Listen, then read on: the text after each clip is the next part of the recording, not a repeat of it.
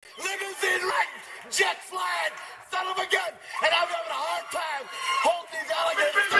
You're talking to the Rolex wearing, diamond ring wearing, kiss stealing, willing dealing, limo jet flying. We Ric Flairing on us, flaring on us. We Ric Flairing on us. You talking to the Rolex wearing, diamond ring wearing, kiss stealing, willing dealing, limo jet flying. We Ric Flairing on us, flaring on us. We Ric Flairing on us, flaring on us. It's apparent these girls staring. I'm Ric Flairing, gold across my chest. I'm fresh to death, I'm Paul Bearing, not at all scary. When I open like Betty Wops, then find to these circles that's going in like a carry shot. Woo! I'm going in like a Mary Pop off that Mary Crop at the top flow at the Marriott. So questioning me is like questioning you. See, we the best dressed, so come and get blessed with the crew. Not one but two, different ways to slaughter your crew. Committed tat across the chest, I guess she blessed with the truth. People want to see them checks, representation of proof. Living through my elders trying to resonate to the youth. But ain't nothing to get my flash on. Longevity is heavily embedded in my melanin. Layman terms, I last long. My grind repetitive, I'm smoother than real silk. Lyrical cash cow who can't cry over spilled milk. We in here. You're talking to the Rolex wearing, diamond ring wearing, kiss stealing, willing dealing, limo jet flying. We Ric Flairing on us, flaring on us. We Ric Flairing on us. You talking to the Rolex wearing, diamond ring wearing, kiss stealing, willing dealing, limo jet flying.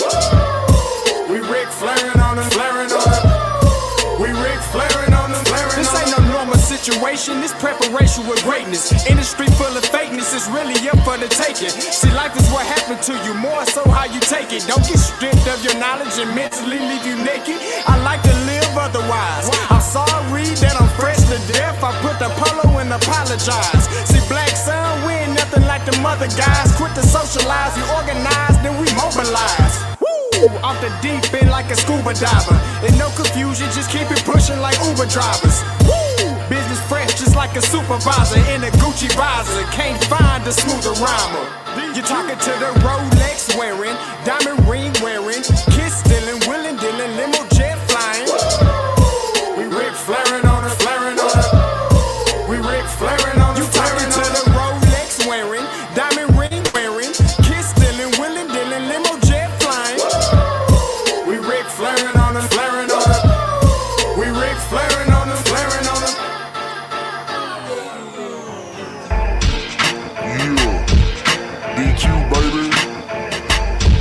Shout out that boy Nigga for that fire track. Hey, Black Sun, sun up. What's up, Vinny Vegas? What in Vegas? Yeah. Shout out Pharaoh's Kids, D-Phase. Yeah. There's one of Overseas. the Yeah. Ric Flairing on them. Ric Flairing on them. Ric Flairing on them. Ric Flairing, son up, baby.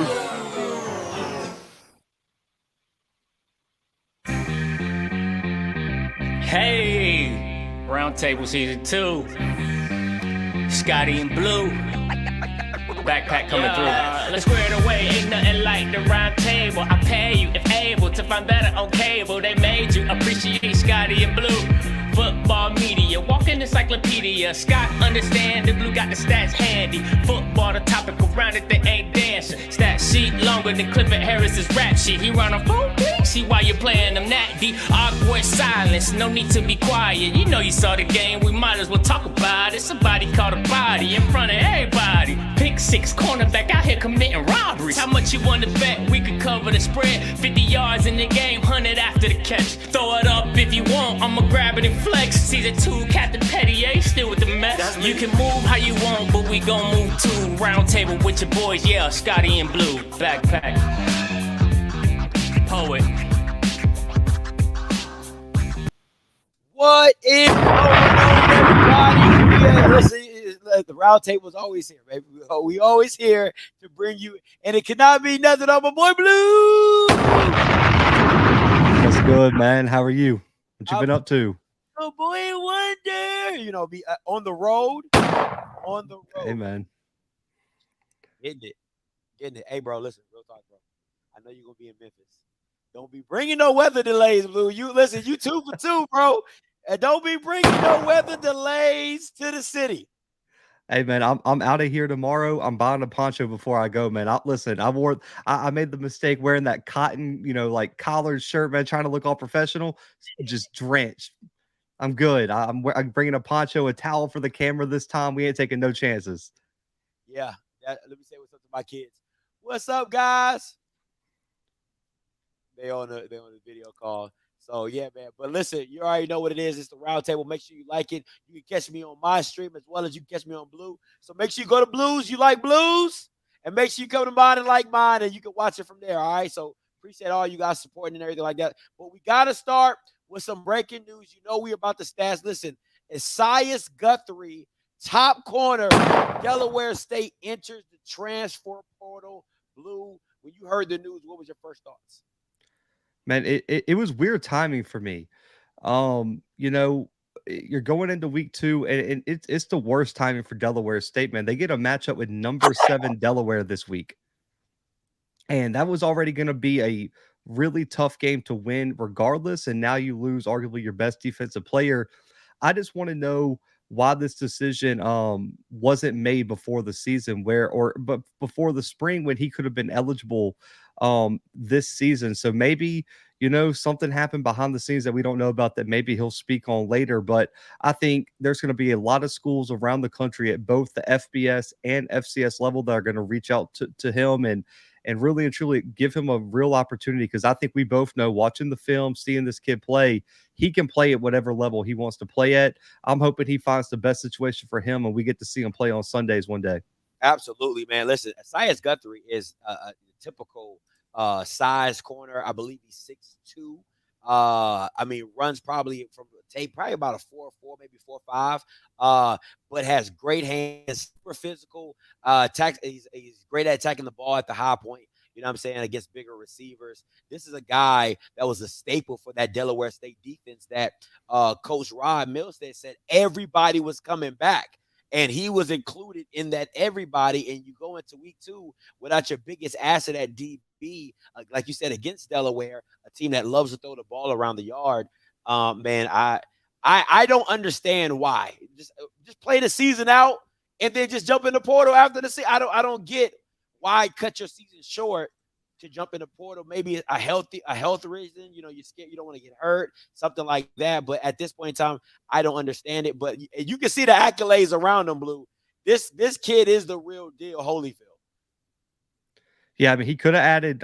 Listen, he was an all MEAC selection for us. It was a no-brainer. And I think when you look at how good that Delaware State defense is, I think it was him and Isaiah Williams, and there really wasn't anyone to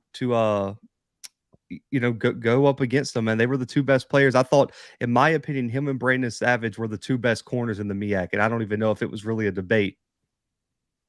Not even close. Absolutely not even close. But I'm excited to listen, man. At the end of the day, it's all about what you want. It's all about what these kids want. It's all about, what you think is best for you at the end of the day. And if leaving Delaware State, he feels is his best option to go, chase his dreams to go to the NFL, by all means, do what you do. By all means, I'm always going to support kids, because if it was a coach, jump in the Power 5, they wouldn't have no issues. If it was a coach leaving the program to get a better job, they wouldn't have any issues. So, Esaias Guthrie, go get your money. All right, go get your money and your opportunity to go be great. All right, Blue, your week 1 recaps. Pick a few games that you're excited to talk about. We know you're the FCS guru, so it can be PWIs, it can be HBCUs. Hit us with it. Man, I think we really we got to start with the obvious one, man. Listen, the 59-3. Come on, man. Come on. Listen, I went and checked the mail before this show, man. It didn't come today. Hopefully it comes before I leave for Memphis, man. But the death certificate for the 2022 season for FAMU is on the way. I don't know if I just put the wrong address, but listen, this was brutal to watch. I texted you, what was it, about second or third quarter? I was like, man, it just feels like this is getting ready to be. Yeah. I mean, it was not it was not the best performance to say the least by FAMU, but you got to give Jackson State credit. For me, the biggest thing, and I was talking about this with Eddie George and how I gave him credit for building his offense around Draylon Ellis. Last year with Hickbottom, they didn't have any RPOs, they didn't have any read options, anything like that. They built it in because that's Draylon Ellis's game. But for this offense, for Bartoloni, man, it's like they took everything Shador does well and just put it in the offense for him to excel at. So for me, I give Jackson State credit. They did a great job building this offense around Shador. And when you have 13 wide receivers, I mean, there's nothing you could do to stop it. And I thought Niles Gaddy looks like he improved from last season. Antonio Doyle was as advertised. We already know what Devontae Davis was. We both were on his bandwagon going into this game. Aubrey did his thing, got a defensive touchdown. And listen, Travis came as advertised. The fact that they didn't even have to really play nugget and were able to play lockdown defense in the back ends with Wiggins really and truly completely I would say he played out of his mind compared to what I thought he could.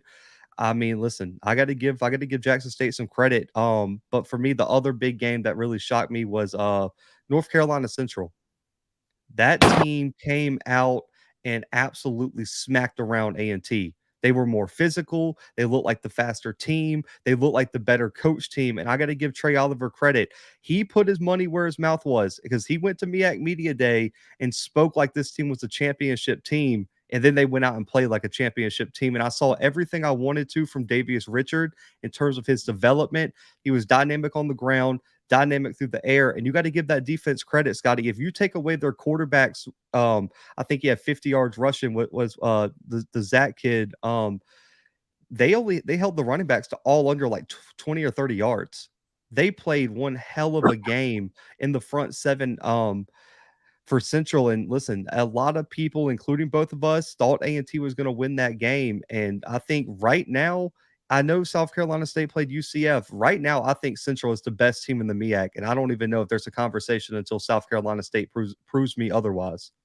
You know, and that was going to be my first game recap because of the simple fact of the matter is Davius Richards looked like he arrived. And when you watch a quarterback, he looked so ready. He looked so dialed in. It kind of reminded me of Shador in his process of what he looked like at FAMU.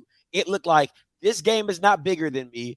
I was made for this game right here, and he showed up and showed out. I mean, the poise. I saw the poise back at Alcorn for the MEAC and SWAC Challenge last year.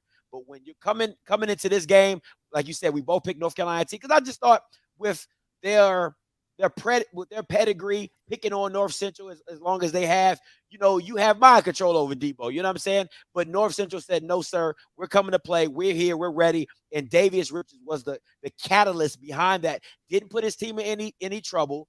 Always try to keep his team above the chains and made big-time throws when needed, and players stepped up for him. Also, listen, man, I know this might be really random, but my week one recap has to start with two teams. One, Valley versus Tarleton State. If I'm listening to the coach's call put up by HBCU Sports, and Dancy says we played over 50 people in that game, and how not one of them was another quarterback. I don't understand it, Blue. You can't make it make sense to me.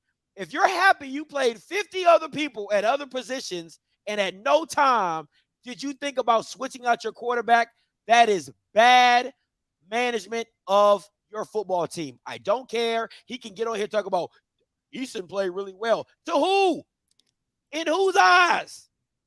That's bad, okay? And then at the end, listen, Clarence McKinley and his defensive coordinator went to the same school as Ryan Smith at FAMU. They all graduated from the same defensive coordinator school, and they shouldn't got their degree. They're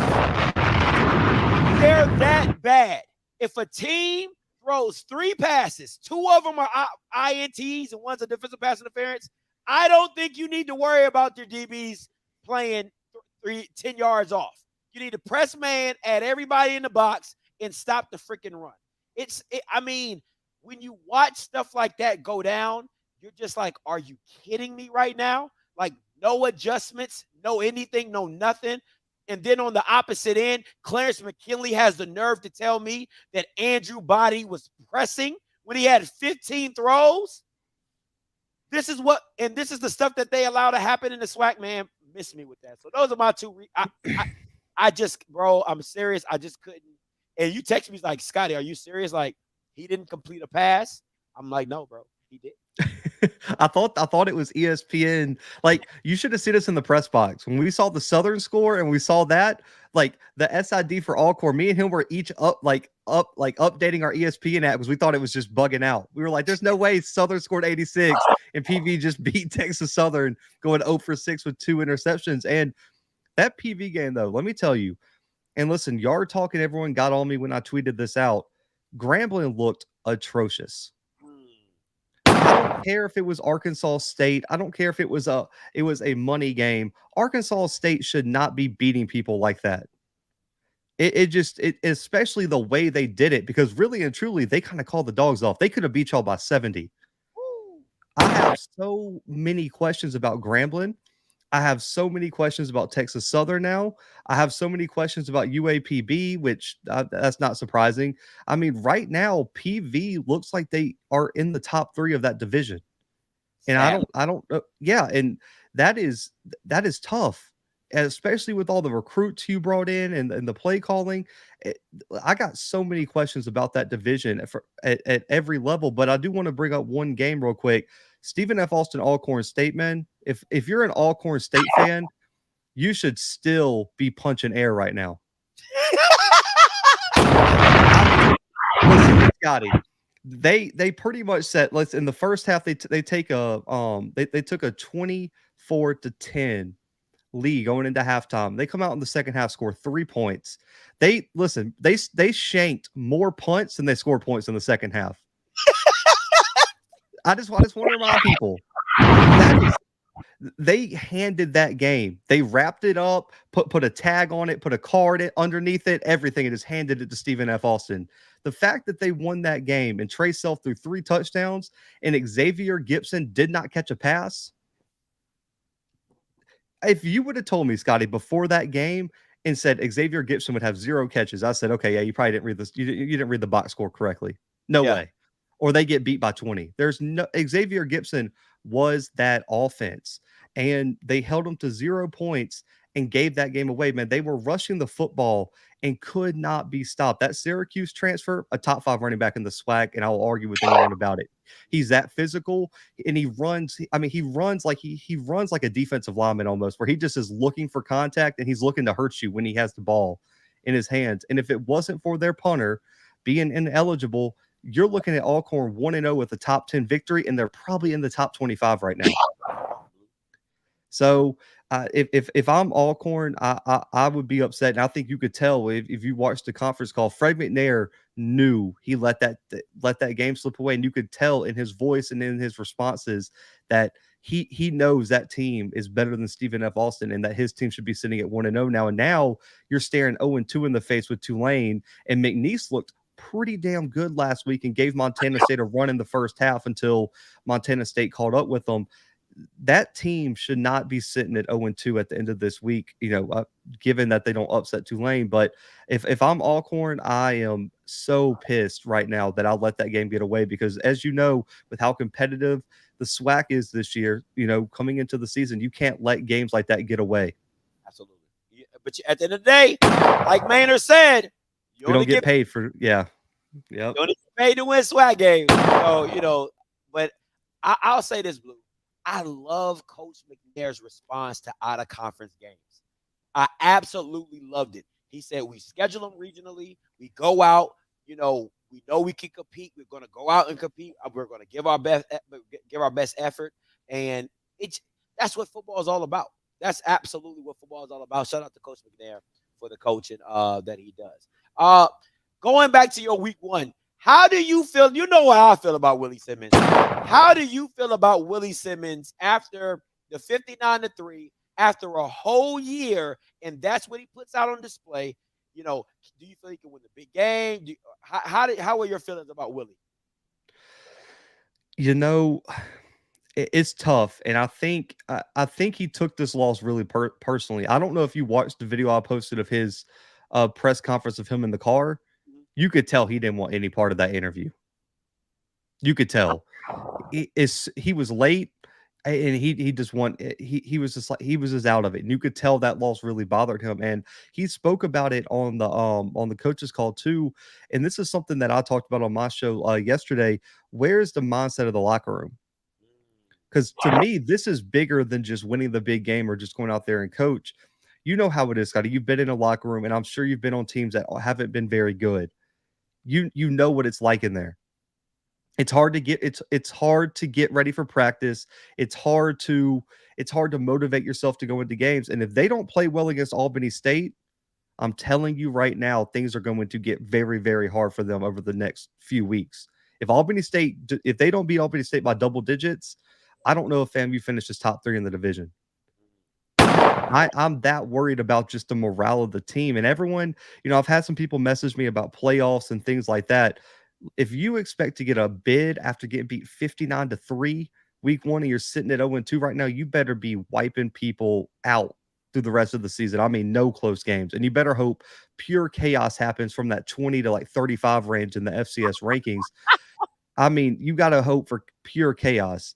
But for me, he's got to prove he can win the big game. You're right. And I'm not going to say he can't. I'm just going to say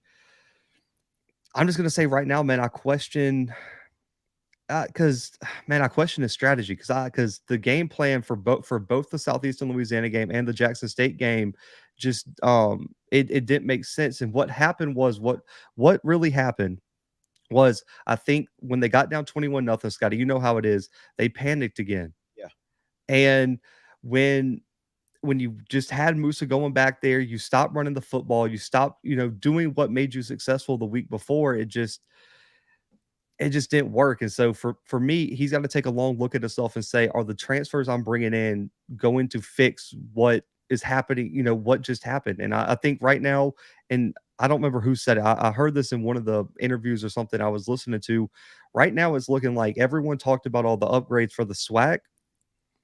Right now, it looks like Jackson State upgraded and everyone else got a bunch of transfers that are still trying to find their way and still trying to build that chemistry. And none of it clicked like it did at Jackson State this year. And I think me and you talked about it is every transfer isn't built the same. Absolutely. And I think what happened at Jackson State is a very, very rare point in a very, very rare case of everybody kind of clicking. Aubrey clicked, Nugget clicked. Last year, Antoine and James clicked. The offensive line clicked last week. Dallas Daniels comes in, clicks immediately. You've had all these players transfer in and just immediately somehow fit perfectly into the system.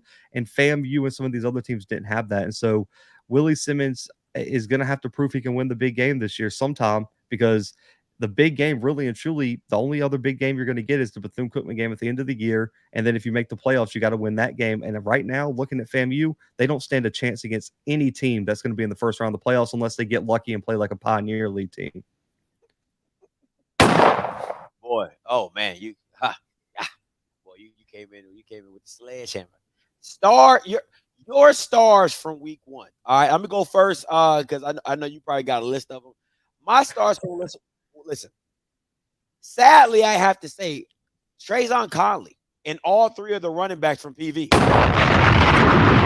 If you run the spread wing T and you go for 71 yards untouched and 3 running backs over 100 yards, like you're the stars for the week for me. You know what I'm saying? I usually do my baller awards. I haven't been able to do it, but those 3 guys, absolutely amazing. 100 yards from 3 different running backs. That's just, phenomenal achievement in itself. Listen, I'm not going to tell you. I'm going to let you touch that the 59-3. I'm not really going to touch that. I got to give one to Quentin Williams from Hampton. Like, you have from Howard. You bounce back against Hampton. I think you went for 331, 3 touchdowns, something crazy like that. You know what I'm saying? You still lost the game, like I knew you would. But you bounced back. Antoine bounced back. I think he had 8 catches for 120, something like that. So that offense in general bouncing back. I still think they should run the ball. I still think they put too much pressure on Q Williams. But he showed up and showed out against Hampton and got the loss. took the L still. But those are my stars for week 1. I mean, I got to give one to Johnny Buchanan. And I know no one knows who he plays for. I understand that. He plays for Delaware. And they knocked off Navy in one of the FBS wins. That boy had 23 total tackles. Woo! At linebacker? At linebacker. So, listen, Johnny Buchanan gets my baller award for defense. Listen, I don't care if it's a triple option. 23 total tackles is 23 total tackles. That is a lot. That is balling out, man. Also, Nate Lynn for William and Merriman had from the defensive line spot over 8 tackles, 2.5 for loss, multiple sacks in an FBS win over Charlotte this weekend. Devon Starling, oh man, the baller. Listen, people can say what they want, and I talked about this yesterday on my show, Scott. I don't know if you heard it. I'm so tired of people trying to give credit to their team for making plays, but then taking away from their opponents making plays and saying that it was mistakes by the other team that led to those plays. You can't be giving your players credit for making plays and then take credit away for other players. So if you gave your credits players for breaking tackles and things like that, then he gets credit too. Don't just say Eastern Washington can't tackle, because that's a pretty good team. Hey, listen, them white boys at linebacker are no joke. Them boys be storming, bro. I ain't gonna lie to you. Them white boys be moving. Go ahead. They got 2 all-conference guys on the D-line. Like they have like legit players, but listen, 200 yards rushing, man, a touchdown, did some things through the air as well. But listen, to average 8 yards per carry week 1, when in the Eddie George press conference, he got his job taken this summer, Scotty. I don't know if you saw that. Eddie George said he wasn't doing what he needed to do off the field. He got demoted. And so the best thing you could do is go out there and ball out like you did, and especially in a game like that where you go out and you really perform. Also, in that same game, Gunnar Talkington deserves some credit. First ever start after sitting behind Eric Barrier for 3 seasons. You go out and toss 5 touchdowns and throw for over 300 yards and lead your team in rushing. I got to give him credit, man. He went out there and balled out, and those are my ballers. I think Shador is the unanimous baller. We don't have to mention it with, completing. I think he completed 87% of his passes for 300 yards and 5 touchdowns or 4 touchdowns. I mean, listen, that's impressive, and I don't care who it was against. That was impressive. All right. Coming up, you already know what it is. I said, go get that bag! Get that bag! There's groceries outside! It's the go get that bag. All right, that's what we're coming up with next. Go get that bag. Now, Blue, who are your go get the bag nominees? VJ Malo is the first one, man. Portland State defensive lineman. They play Washington this week.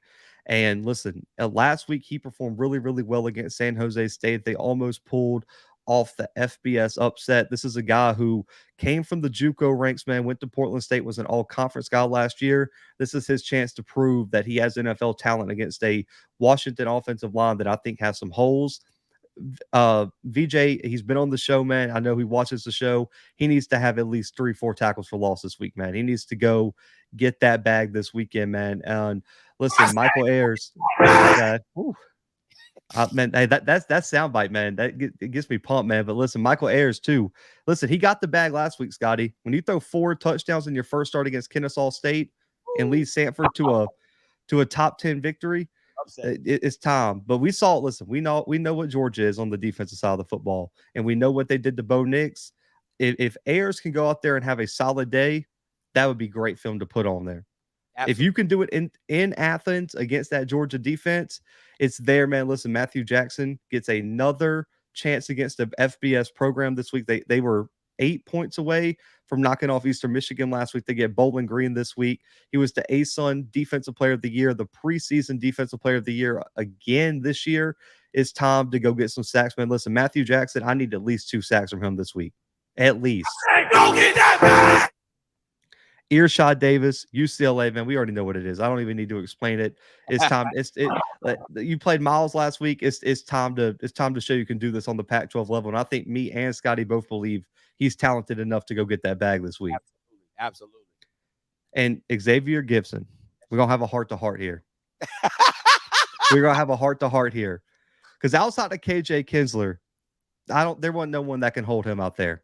And to be held to 0 catches last week, I need you to redeem yourself. You can't be a consensus All-American. You can't be the #1 receiver in FCS and get held to 0 catches against Alcorn. I'm sorry. No disrespect to Alcorn. That's ridiculous. They get a FBS program this weekend. Xavier Gibson showed out against Texas Tech and almost led that team to an upset.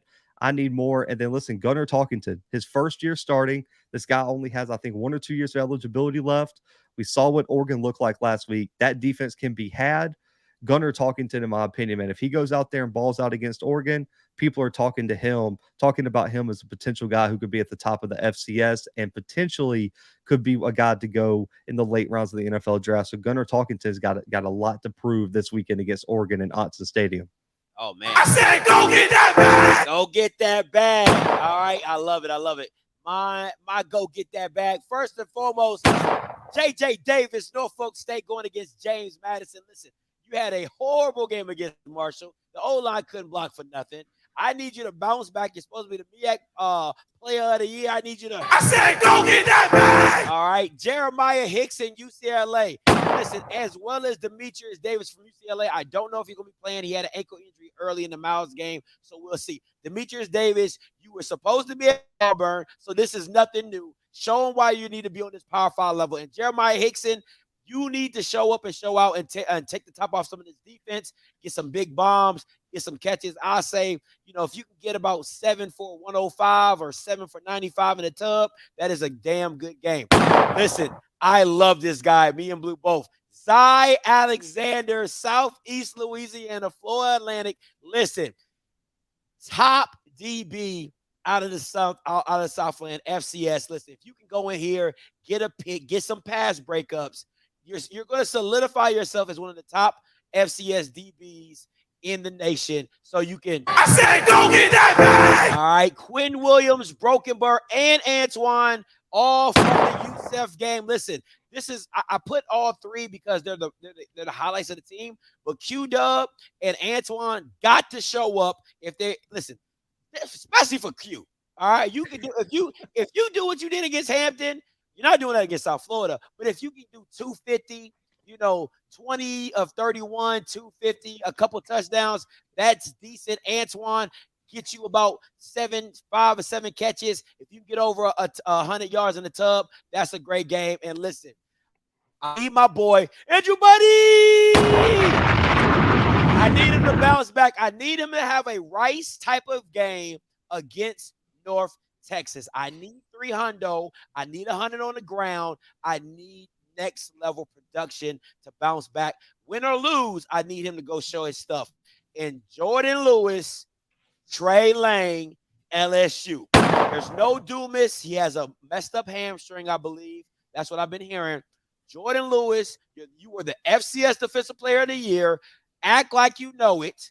Trey Lang, I call him the I'm calling him the SWAC TJ Watt. You got to show up and show out against LSU. Have some hurries, have some pressures, have some tackle for losses, and I think you can do some big things. That is me and Blues. I said, go get that bag. Get that bag. This groceries outside. Come on. Go get that bag. Absolutely. Now, let's get into these week 2 matchups, Blue.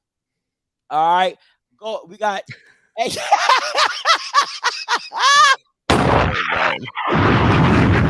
We got some week 2 matchups. We got A&T going to Fargo. Going to Fargo, North Dakota. All right. You got all. Oh, it's gonna be such a bad game. Is it not a week 2 matchup? I know it is. It is. Listen, I give Alcorn a better chance of beating Tulane.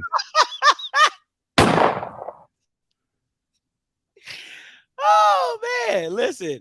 You got some PV against Abilene Christian, Delaware versus Delaware State, and Grambling against Northwestern.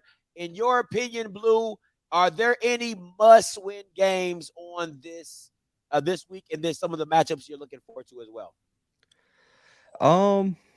Man, the bad part is North Carolina A&T is in a must-win matchup that they can't win. It is the worst situation to be in, man, because you got beat by a team that everybody thought you had, and it just wasn't there, man. But Oh, if I had to pick a must-win matchup for the weekend, man, I'm just scrolling through and make sure I don't miss any. Because Valley's in the same spot too, but I don't give them a great chance against Austin P Yeah. either. Oh man, it's tough. This is brutal. A must-win game is Grambling. Let's just keep it there. I was If about to. Gr- Yeah. if Grambling doesn't beat Northwestern State, they do not finish above fourth in the division, and there's no chance in the world. And Jackson State might have to have a running clock next week if they go and lose to Northwestern State. Mm. I'm just gonna be honest, because Jackson State would beat Northwestern State by 70. I'm being so honest. I'm just trying to be as honest as I can. That is a must-win game. If Grambling goes 0-2, you are guaranteed to go 0-3 the next week. Not a question. Not a question. Listen, I might not even do a preview. If they lose to Northwestern State, I might not even preview that game next week. There's no point. It is going to be a demolishment if they don't beat Northwestern State. And listen, I love my guy Shamar Bartholomew at the defensive back spot, but that Northwestern State, just to give you a perspective, Scott, he got beat by Montana 47-0 last week when Montana called off the dogs. Yeah. And Lucas Johnson, first start at Montana, throws 4 touchdowns and has over 300 yards of total offense in his first start. Yes. And on top of that, I want to give a shout out to my guy, Justin Ford, man. Y'all know how I feel about him. Best DB in college football. Scotty scored another defensive touchdown last week. That's 11 in the last 13 games. He's has a defensive touchdown. Oh boy, that he is different. He is different, man. Justin Ford is that guy. But if I had to pick another must-win game, it's PV. Listen, I know they won last week. But man, Abilene Christian is a winnable game. And if you're really looking to prove yourself as a contender, I need you to beat Abilene Christian, because I think now looking back, Texas Southern was a little bit overrated. I think we can all agree to that. And if you lose to Abilene Christian, okay, maybe Scotty don't agree with that. I'm gonna say that Texas Southern was vastly overrated. You got to beat Abilene Christian. So as much as they won last week, I say PV and Grambling are my 2 must wins, because everyone else kind of has some leeway or plays FBS schools and or plays North Dakota State and they don't have a chance to win those games.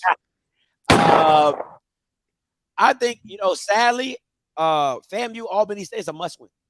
Absolutely. And it shouldn't come down to this. I shouldn't even have to say this, because you should expect him to beat Albany State. But I've met the quarterback at Albany State. I've seen him play. He is dynamic. Now, I'm not saying, listen, Isaiah Land can talk all, y'all can talk all this FCS Defensive Player of the Year. I've been saying it. I don't believe in it. All right. And if Ryan Smith comes out with that same basic ass defense, I don't have a problem with Albany. I can say right now that I believe in Albany State's offense and their quarterback, that they'll be prepared for that. So it is a must win for FAMU. My other must wins is definitely PV, because listen, if this is the style of offense you're going to continue to run and you believe that this is going to take you far, you got to win this game. You got to win this game. If you think the spread wing T is going to take you far in the SWAC, you have to win this game. And I want to see how that looks going forward. I want to see what Albany Christian does against PV to counteract that spread wing T and see where they go from there. And last but not least, listen, man, Northwestern State had a winning record. I don't know how long. Like, bro, stop playing with me. Like, if Grambling doesn't beat this team by at least 2 touchdowns, I'm going to be sadly looking at Hugh Jackson like, why did you come to Grambling? Why did you come to Grambling? What are you doing? Him, Cedric Thornton, John Simon, all them Bama's. I got to look at them a little sideways, because I'm like, what are we doing? What are we doing? Because these are the games we brought you here for, to be that the coaching takes us over the top. We're supposed to have the talent. Coaching needs to take us over the top. And the same issue, and this is what I said this when Hugh Jackson came. I said, from my sources at Tennessee State, Eddie George took the play calling away from Hugh Jackson early in that season because they weren't scoring points. You bring him over to Grambling, they're still not scoring points. At the end of the day, it's a common denominator of not scoring points. Okay, Lauren, you're so out of pocket. You're so out of pocket for this. So it is what it is. Oh man, And I 100% agree. They should have kept that boy Brown. I would have took all the slack to keep Browns at this point in time. All right, one of our game of the weeks. Man, I think a lot of people are sleeping on this game of how good it could be. South Carolina State, Bethune-Cookman. I don't know if you're doing a preview for this, Blue. If you are, you can do your score later. Oh, you're not? Cool. South Carolina State, Bethune-Cookman. It's on you. Talk about the game. Man, this game, okay, it has upset potential. I'll say that. Major upset potential. And I talked about it a little bit yesterday. If South Carolina State loses this game, Central's running through the MEAC. Based on what I saw. Listen, because everyone I've talked to said, okay, man, listen, it was just UCF, man. You know, wait till we get in the FCS level and we're going to turn it on. Well, you better come out here and prove that this is not just a new year, because this is the time for Corey Fields, the running back, that Shaq Davis, all of them, to prove that they are legit again. And so Bethune-Cookman, when I look at them, listen, I don't know if you saw the Terry Sims segment of the coach's call. I thought they performed well last week, and he came out there and just acted like they played like trash. Man, he was pissed. He was like, "Oh, we took it to the woodshed." I was like, "You scored on your first drive. Like, what are you talking right about?" Down the field. Jalen Jones was like 4 for 5, and it drove him straight down the field. Sean Burr looked good against that Miami. I'm like, number 2, the receiver look. I'm like, yo, what? I'm like, what game was he watching? You know, and listen, I want to say this. That is the mindset of a coach that I want to play for. You can say what you want about Terry Sims and his record. I'd rather play for a coach that wants to win and holds me accountable than a guy that's like, bro, we just go in there to collect a check. Don't worry about it. Come on, Blue. Come on, Blue. So shout out to Terry Sims for that, man. But listen, Jalen Jones looked good last week. I know it was against Miami, and that's cool. Kamari Everett, though, this you got to step back up. And he called himself out on on his Instagram. He had one catch for like -3 yards or something like that. Bro. He called himself out on his Instagram. And look, he's got to come out here and perform. He's got to come out here and perform in a big way. And also, I want to see what Corey Reed does as well. And then that secondary is also got to step up. And so I'm leaning South Carolina State here in a close one, Scotty, just because of the unknowns in the front 7 of the Bethune-Cookman defense. And I told myself, I said on my show yesterday, I told myself after what happened with the Celebration Bowl, never bet against Buddy Pugh. I learned my lesson once, but I do think Bethune-Cookman keeps it close, though. I got South Carolina State by about 3 to 7. So I would say like 23-20, 24-20, something like that. Man, listen, I watched that Miami game, and shout out to my boy Kenny. He told me I should have went there, and I was like, hell no, I'm not about to waste my time. And they actually, I put 70 up, but it was a good game. My factor is Corey Fields, and I don't know what Corey Fields I'm going to get, just like you didn't know what Corey Fields you were going to get in the Celebration Bowl. You got the Corey Fields in the first half, and then you got the Corey Fields in the second half. And Corey Fields looked like the first half of the Celebration Bowl against UCF. And there were plays to be made that Corey Fields just did not make with Shaq and that offense. I like what Jalen Jones looked like. I like what he looked like against that competition. I like that he looked like he was ready for the game. If Terry didn't keep switching him out, I think he could have found a rhythm to where they would have put up more points. I love number 2. I love Sean Bird, Kamari Everett. He looked slow. I don't know what it was. He just looked slow. He didn't look like Kamari Everett of last year. He looked like he kind of lost a step to me. But I think this is a game where Bethune-Cookman comes back and shows that why they're the dark horse for me and the MEAC. And I kept saying it. I said they have a lot of talent on that team. Corey Reed, number 2, Quayshawn Bird, Kamari Everett, Terry Simmons knows defense. I'm going with Bethune-Cookman in a close one. Ooh. I'm going to go a 6-point lead.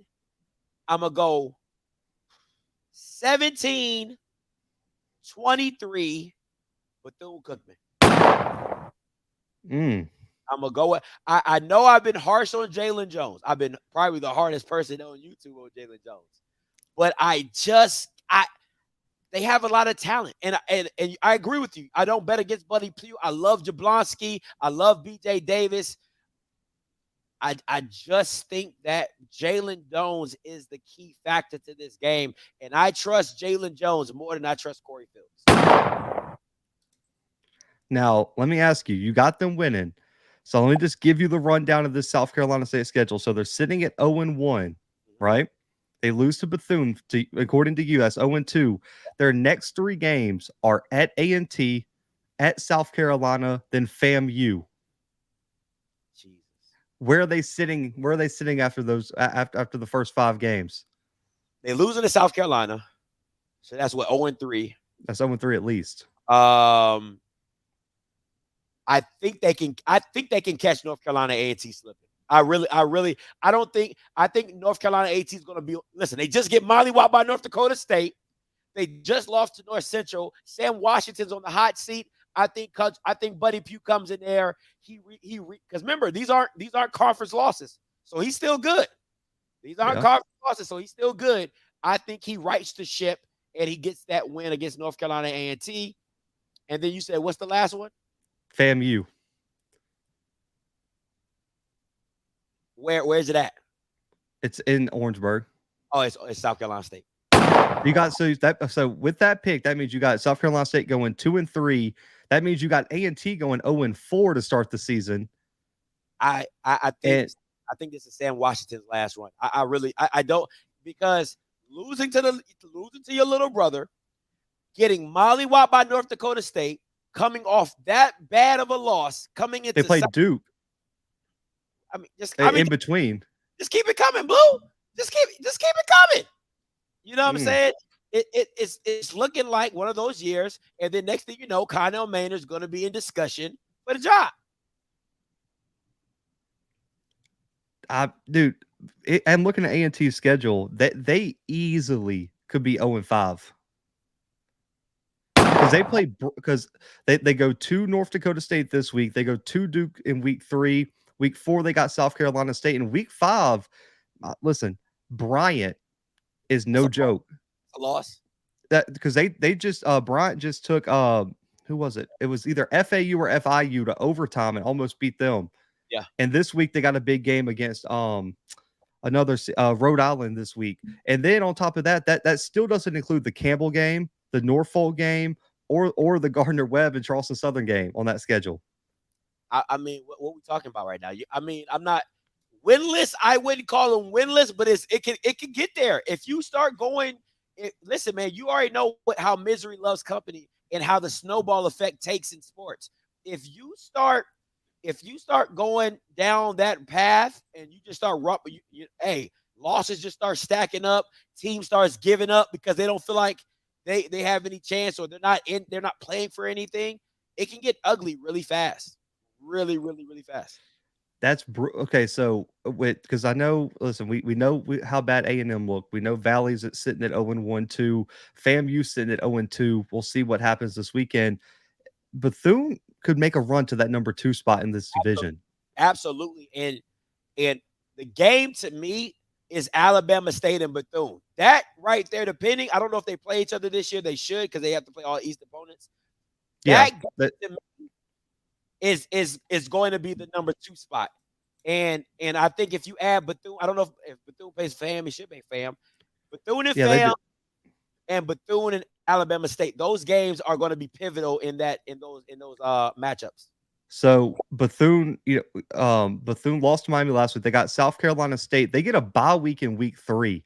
I don't know how the hell that happened, but that's horrible. Then they play Grambling at home. I think they can beat Grambling personally. They go at Alabama A&M, at Tennessee State back-to-back is going to be tough. That's going to be tough. And that Tennessee State game could be where that could be, listen, they go into Tennessee. Okay, let's look at this full spectrum, right? So let me bring you back up. Let's look at this full spectrum, right? They go up to Tennessee State, they play good, they play tough, they play hard. Jackson State comes in, they win or lose, whatever. That Bethune-Cookman and Jackson State matchup, that could literally be for first place. Yeah. Yeah, because listen to this 3-game stretch, man. They play at Alabama A&M, at Tennessee State, and the next week is that Jackson State game. So you could they play back to back. So you could literally be walking into a game where for first place, because A&M, I don't think A&M is going to be what we thought they were. So I think they're going to be at the bottom of I think Bethune that's a winnable game for Bethune. You come in, you play Tennessee State, you play Tennessee State hard. You know, it's a close game, whatever, however you want to see it. You win, you lose, whatever. But that Bethune and Jackson State game could be walking into first place. That could be for first place. They're cross-division games, so because they play all this, like each division plays each other at least once a year, and of course the Florida Classic's played every year, regardless of where they're going to be. Their cross-division games, so from the West are Grambling, PV, and Alcorn, but they get PV and Alcorn on the road. Grambling comes to Bethune.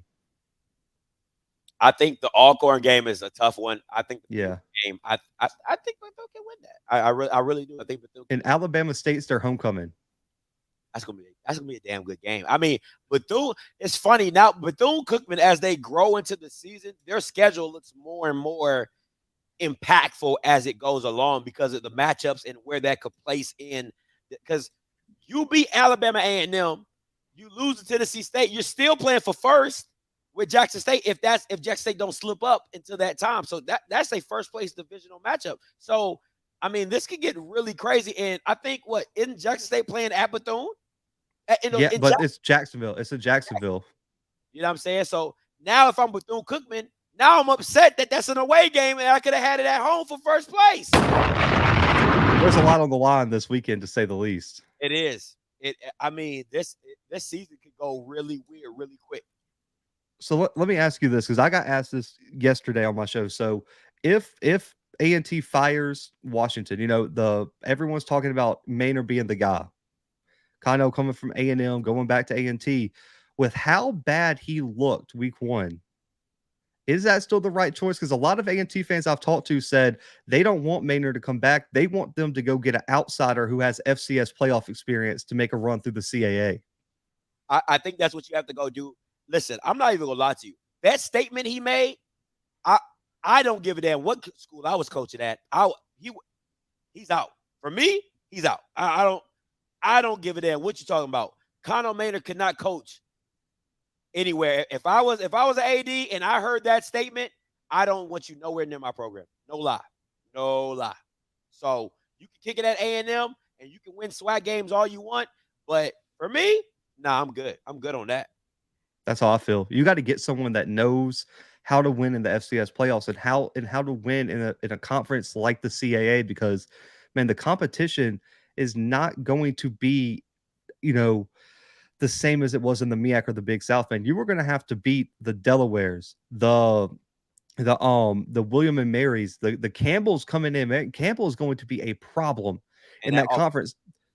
Yeah, the Monmouths in that conference. So for me, man, they got to get someone who is a proven winner at the highest level. And I don't as much as I love Maynard, I don't think that's him. And really and truly I want to see how Alabama A&M performs this weekend, because if they go out there and get drubbed 60-0, 59-3 again, I don't know how I feel about the projection of that team right now.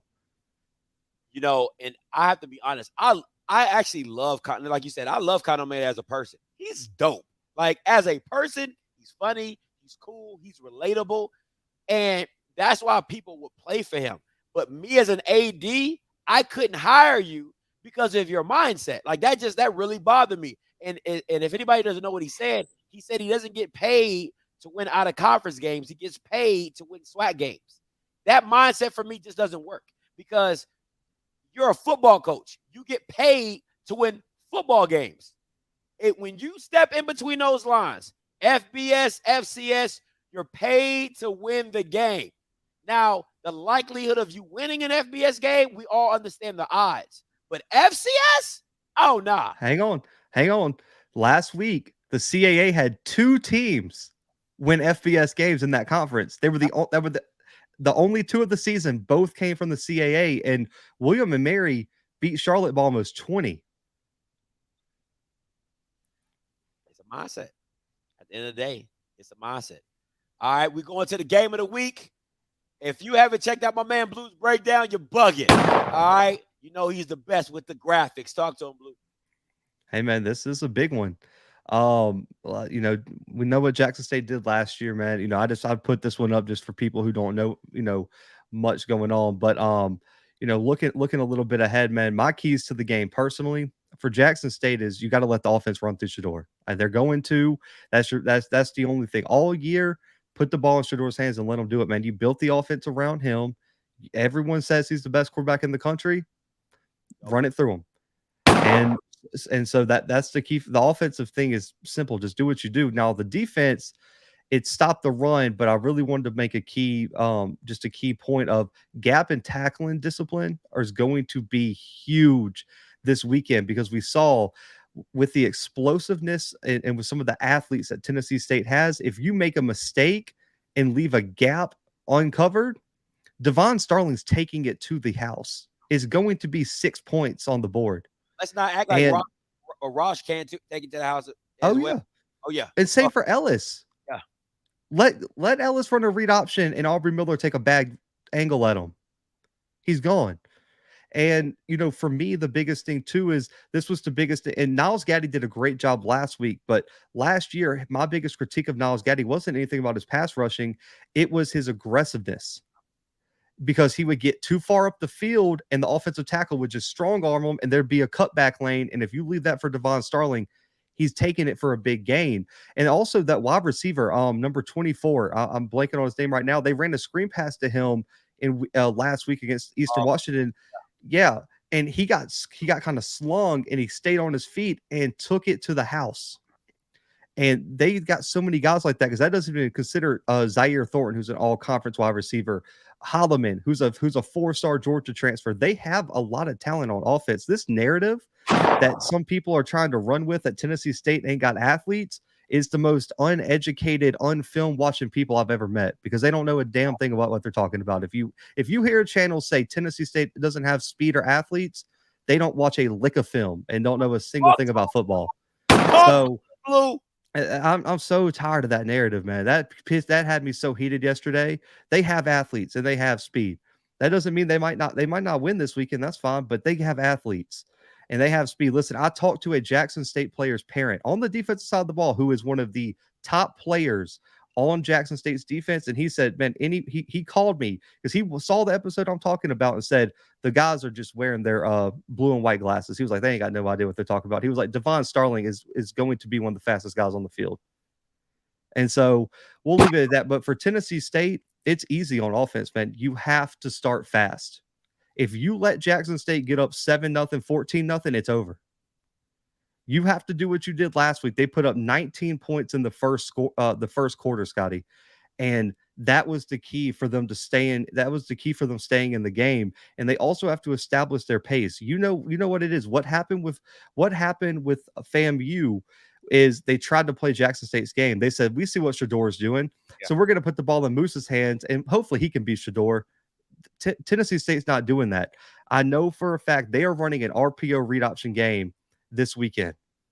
Establish your pace. Every single drive should it take at least 3 to 6 to 7 minutes off the clock.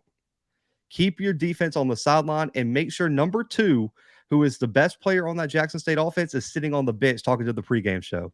That is your that is your best option this weekend to even make this a close game. Is you have to have consistent offensive drives.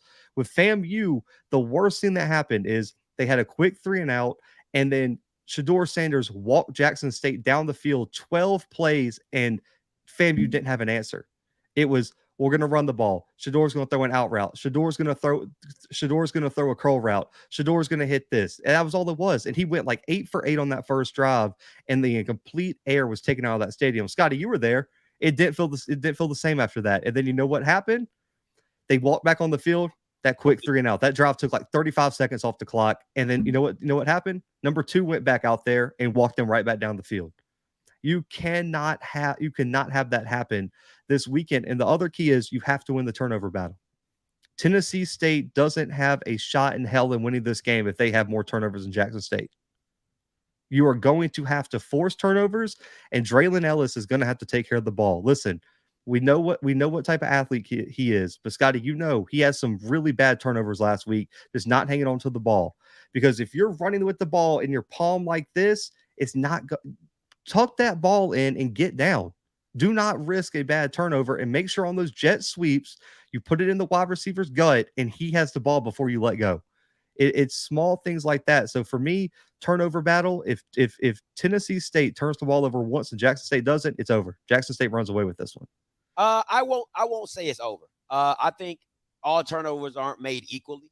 How depending on, because you can throw a bad, like, okay, good example, right? Eastern Washington, that pick, you know what I'm saying? At the end of the game, that's a bad pick. Well, if I did it in the first quarter and that's pretty much a punt. You know what I'm saying? All turnovers aren't made equally, but don't give Jackson State more opportunities to get on the field. Exactly. I'll give you that. My keys to the game with this one, and I'm going to start with Tennessee State, is you got to control the clock. You got to control the clock. You have to win the time of possession in this game. It like you said, long drives, 3-4 yards. It's okay. It's okay to slow and methodically move the ball down the field. You don't always have to hit the big play. It's okay to work the ball nice and easily. Draylon Ellis has to know, listen, I need north and south.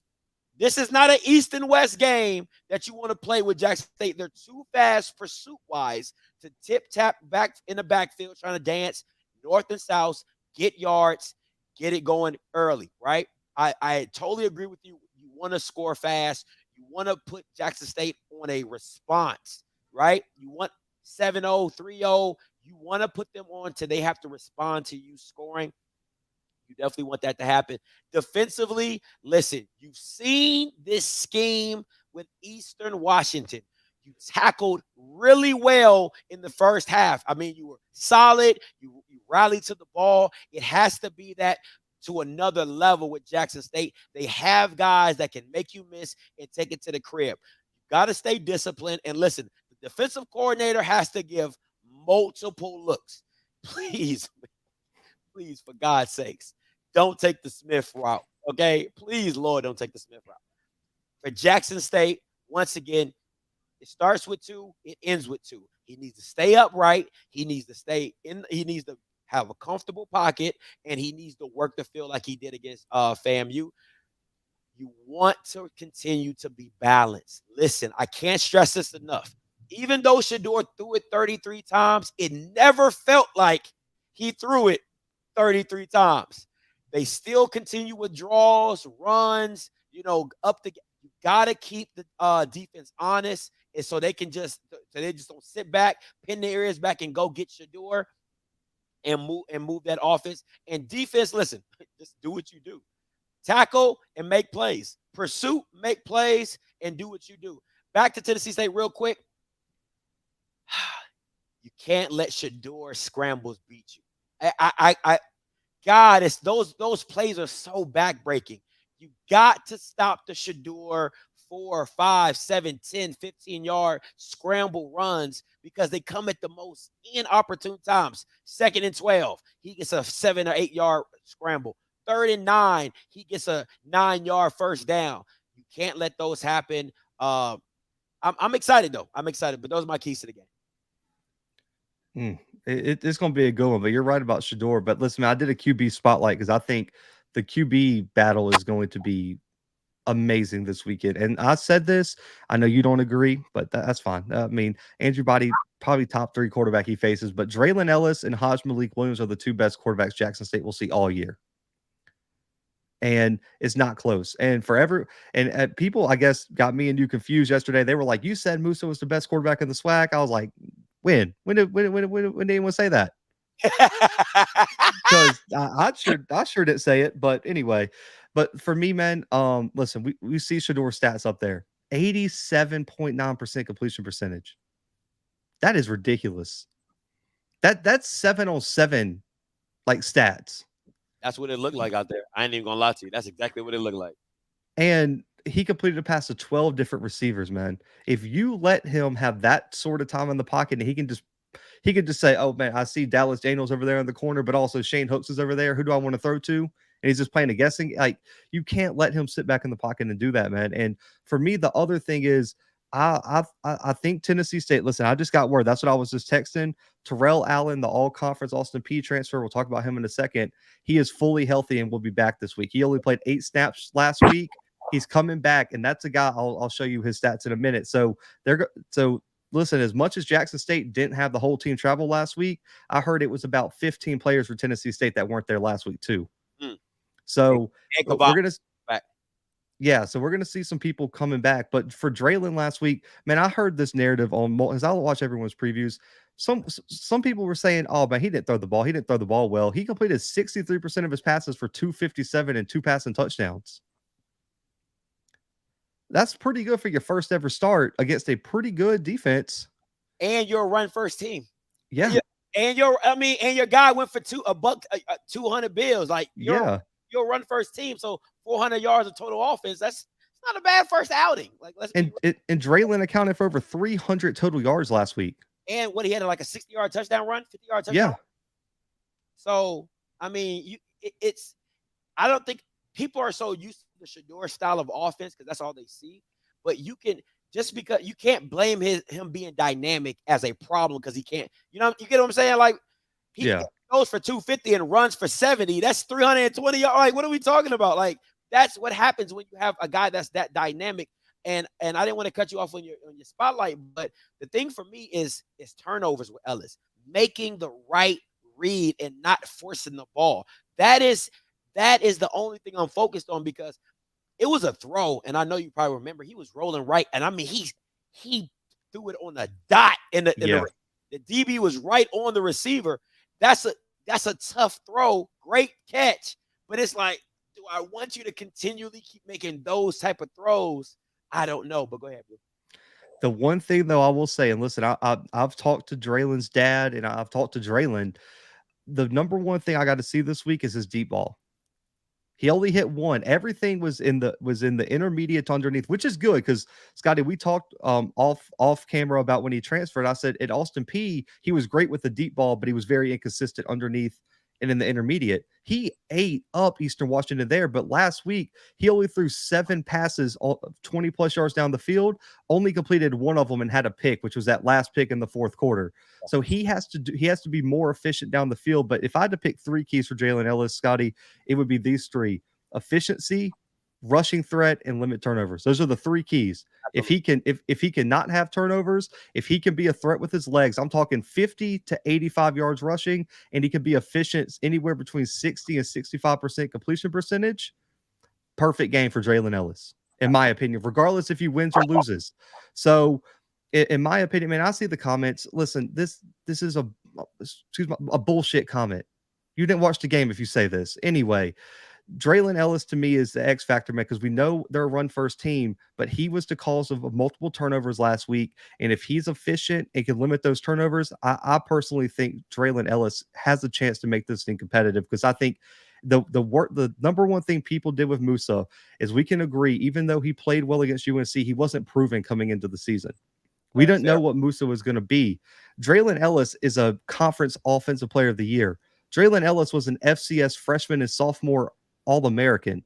Draylon Ellis has been proven at the FCS level and did it in the rain too, Scotty. It was pouring at Eastern Washington at times. So I'm giving Draylon Ellis a lot of credit, man. He's proven, and I'm ready to see them against this great Jackson State defense, which I think is a top 5 defense in the FCS. Listen, Shador Sanders, man, my keys for Shador is, don't just continue to take what the defense gives you. Don't force it. And that, I think that was the issue last year, is that they were always looking for the big play. If it was with Malachi Wideman, if it was Robert Lanier, you know what I'm saying? They were always looking for the big play. Now I feel as though Shador is just letting the game come to him. Okay, you want to play back? I'll hit you up. You want to play up? I'll hit you over the top. I think that's where you see the maturity of Shador being able to just take what the defense gives you and then move the ball, matriculate it nice and easily. So that would be my one key for Shador is don't force it. Let the game come to you and continue to lead. Now, ball security in the rain, that is huge in this aspect because Jackson State, I don't even remember them playing a really crazy weather game. I think the only game last year that they played in inclement weather was the FAMU game, and it stopped. If I'm not mistaken, so I don't think Jackson State has been in a lot of inclement weather games. So this will be a new form to see. I would like to see what Jackson State looks like in an inclement weather game, outside elements and things like that. I mean, they do have an open stadium, but you just don't really. I've never seen them play in inclement weather, so we'll see how that goes. But I just say, like with Shador, let the game come to him, keep doing what he's been doing, and just be a leader. Yeah, that's it. That's all. Man, all you need Shador to do is be Shador. Yeah, that's it. That's the end of the day. And for Jackson State, I know you probably have different ones, but since we did a QB spotlight, man, Dallas Daniels and Aubrey are my two players to watch. Dog, I love Dallas. If I could get a jersey of somebody, it would be Nugget in Dallas. Man, listen, Dallas, in my opinion, is my favorite wide receiver on Jackson State. I think he is exactly what they were missing coming into the year now that Keith Corbin left. He can be that guy. Absolutely. He can be that guy. And my question for him is, can he establish himself as the number one target for Shador? It's a deep room. Can he do enough this week to really say, okay, because you saw it last year, Scotty. He was Warren Newman, Josh Lanier, like Shador was spreading the ball around early in the season. By about game 4, 5, 6, he said Keith Corbin was my guy from the 20 to the 20, and then I got Malachi in the red zone. I need Dallas to prove that he can be his guy from the 20 to the 20. I think what makes Jackson State dangerous is the fact that Shador can go 9 deep. I think that's what makes them so dangerous. And I wouldn't even tell them if I was, you want to try, like if I'm a receiver, right? And I'm Dallas Daniels, I can play the X, I can play the Z, I can play the Y. I don't feel like anybody can cover me. I'm coming from Western Kentucky. I've been an all-conference player. I've however you want it, I can do it. But I think what makes Jackson State dynamic is the fact that you can't key in on one particular person. And I think if Shador, I would tell Shador if I was Bart Butler, I was like, listen, if you get in a tight spot and you need to trust somebody in circumstances, then go to Dallas. But don't force feed it. You know what I'm saying? Only in situations it's 3rd and 2, it's 3rd and 3. If you trust Dallas, that's the time you want to go to Dallas. But everything else, let it fly. Whoever's open, hit them. If you're open, I'm gonna hit you. And I think that should be the mindset of the Jackson State offense going forward. And for Aubrey, I think we both agree. The number one criticism that people hear about Aubrey is his ability to play in space. And I talked to some Jackson State people. If I'm Tennessee State, I'm saying, listen, Devon Starling, you're going to be a little bit of a wide receiver this week, and we're going to make sure 45 has to cover you in open field because he can't do it. I think that's where you got to go with it. But go ahead, Blue. I'm sorry. I must say that's a matchup nightmare. I'm sorry. And I don't think they have a linebacker that can hang with them in the open field. And the other reason he's the guy to watch is last week he had a good week. But if you need to go talk to Devontae Davis, you got to go talk to Katron Evans and say, listen, they're going to run the football. I don't need y'all to be James Houston. I need you to take up space, take up blockers, and let Aubrey go get Devon Starling in the backfield. I don't need my defensive tackles to do anything other than what defensive tackles are supposed to do, and that is take up space and make sure that those A gaps and B gaps stay closed. That's it. And then you flow everything back into Aubrey and the linebackers, Niles Gaddy and Doyle on the end. Do not try to be a superstar because we know what happens when you get upfield, and if you miss a tackle, we just talked about what would happen in that case. And Aubrey Miller is going to be the number one key, in my opinion, to shut down the rushing attack of Tennessee State. Man, this should be a game. I said on my show, Aubrey Miller should have 8 to 15 tackles this weekend, minimum. Let me ask you this, Blue. If because I saw watching the game, I saw a lot of 3-3-5 from Jackson State in defensively. If I was Tennessee, okay, I'm gonna give it two sides. would you go to a 4-down lineman style if you're Jackson State? Do you go 4-down lineman against this game to make sure you get that gap control? And if you're Tennessee State, do you do more power double team power blocking schemes to get to the second level if they go 3-3-5? I think a 4-2-5 would be the perfect defense for Jackson State this weekend. For me, and me and G from Draft HBC, he's a defensive line coach, he's a defensive line guy. We both hate 3-3-5. I need 4 defensive linemen on the field at all times, unless it's like a passing down and you got a bona fide pass rusher. I think a 3-3-5, unless you walk some guys down into the box, I think Tennessee State eats that up. Really and truly, because as an offensive lineman, running a 3-3-5, if your linebackers aren't on their A game, is the easiest blocking assignment of all time, because all you're going to do is double and work up to the second level. Putting 4 down linemen makes it a lot more complicated to do that, and it allows your two top defensive tackles to take up space and allow those linebackers to come and do their job. At a 3-3-5, you're talking about spreading that defense really far out, and you got some big holes if those offensive linemen hit their key blocks at the right point. So as an offensive lineman looking at it, a 3-3-5 against a run-first team, I'm eating all day. Okay. Especially if my offensive line knows how to block it right, and because I don't think a 3-3-5 fits what Tennessee State is going to want to do. Because if you're running RPO, run first, read option thing, wouldn't you want that offensive line to be trying to handle Devontae Davis and Katron Evans and allow your linebackers to go get Draylon Ellis and those running backs and on those screen passes? In my opinion, I don't think the wide receiving core and everything like that is you can still run a 4-2-5. I don't think you need 3 linebackers out there, in my opinion. I think 4 down linemen, 2 linebackers, and you can, in that 50V can be someone like I think Shiloh's still hurt, but a Cam who's a glorified linebacker at times, bring him down in the box and let him go hunt. I think that fits everything that Jackson State needs to do. I think and that's what I was thinking when I was looking at the film. I'm like, I don't see them going a lot of 3-3-5, but when they kind of did like a chaos style, that old Ravens stand up, everybody move around. The only people that really had their hand on the ground was Devontae, the big boys. They had Niles standing up, they had Aubrey standing up, they had Doyle standing up, they had Cam around. So it's still a 3-3-5. But it's more of a chaos style to where I could bring 3. I can bring, blitz and make it. I think you're going to see a lot more run blitzing, even though they might still look like a 3-3-5 style. But for me, my whole thing is this.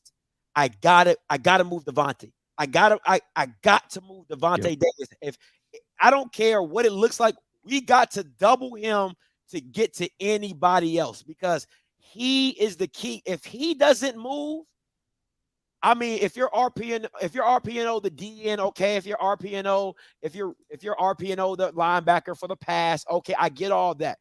But if you're not moving Devontae Davis, you're not getting much power play in the middle, because he is freaking Vince Wilfork. I mean, Haloli Nada, whatever you want to say about run stoppers, he's that guy, and he can push the pocket back to the quarterback. He's that guy, and you got to block him up front. He's just that real. The chaos is so like I understand what the chaos scheme and containment and things like that, but the one thing I would be weary about in that chaos scheme, it takes one person. It takes you picking the wrong guy to drop back, and if he's dropping back and that offensive lineman fires off at him and gets his hands on him, good luck. Yeah. What, you got a 300-pounder coming at you full speed and you're on your heels? There's no chance. So like, you take a big option with the chaos, and they could use that to confuse the defensive line, not know who's coming, when, and where. It's just, I think the offense they're going to see this weekend is so different from what they saw last weekend against FAMU that, in my opinion, 4 down linemen is a must until you shut down Starling and force Draylon Ellis to be the guy to beat you. So I'm going to be interested, man. Listen, they got Mike Zimmer and everyone in that coaching room, so I'm sure they're going to have a great game plan. But if I'm Tennessee State, I'm drooling at the thought that they only put down 3 linemen. I think absolutely drooling. I'm going to ask you 2 questions, that we're going to move to your score, Blue. One, and this is a statement, then the next one's a question. This statement, I think if I was Tennessee State, I would do a lot of trap blocks, because one thing I've seen about this Jackson State defense is that all they want to do is go up They want to go up the field. I'm trap blocking. And then the 3-3-5 it's a little weird because you can have somebody over top of the nose and you don't really trap block the nose or whatever. But if he's shading on one side, okay, cool. But I would definitely try to get some trap blocks going, and maybe some wide receiver middle tunnel screens, definitely a tight end tunnel screen. I'm definitely trying to do that, okay? Because I mean, if anybody's seen Patrick Mahomes and Kelsey, they do it all the time.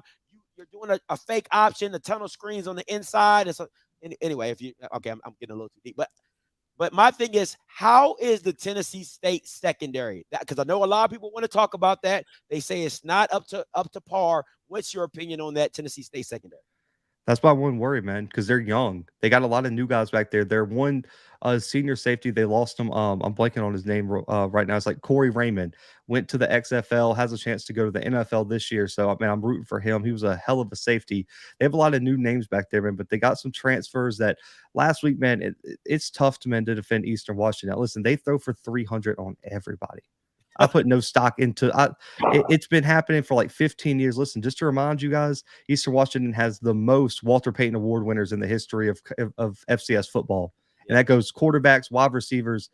That team is that team is outrageous. But my problem is, and I talked about this on my show, you cannot lose yourself in space. And I saw that too often. They'd run a zone coverage, and they would cover great at first, and then all of a sudden, you see a guy start drifting.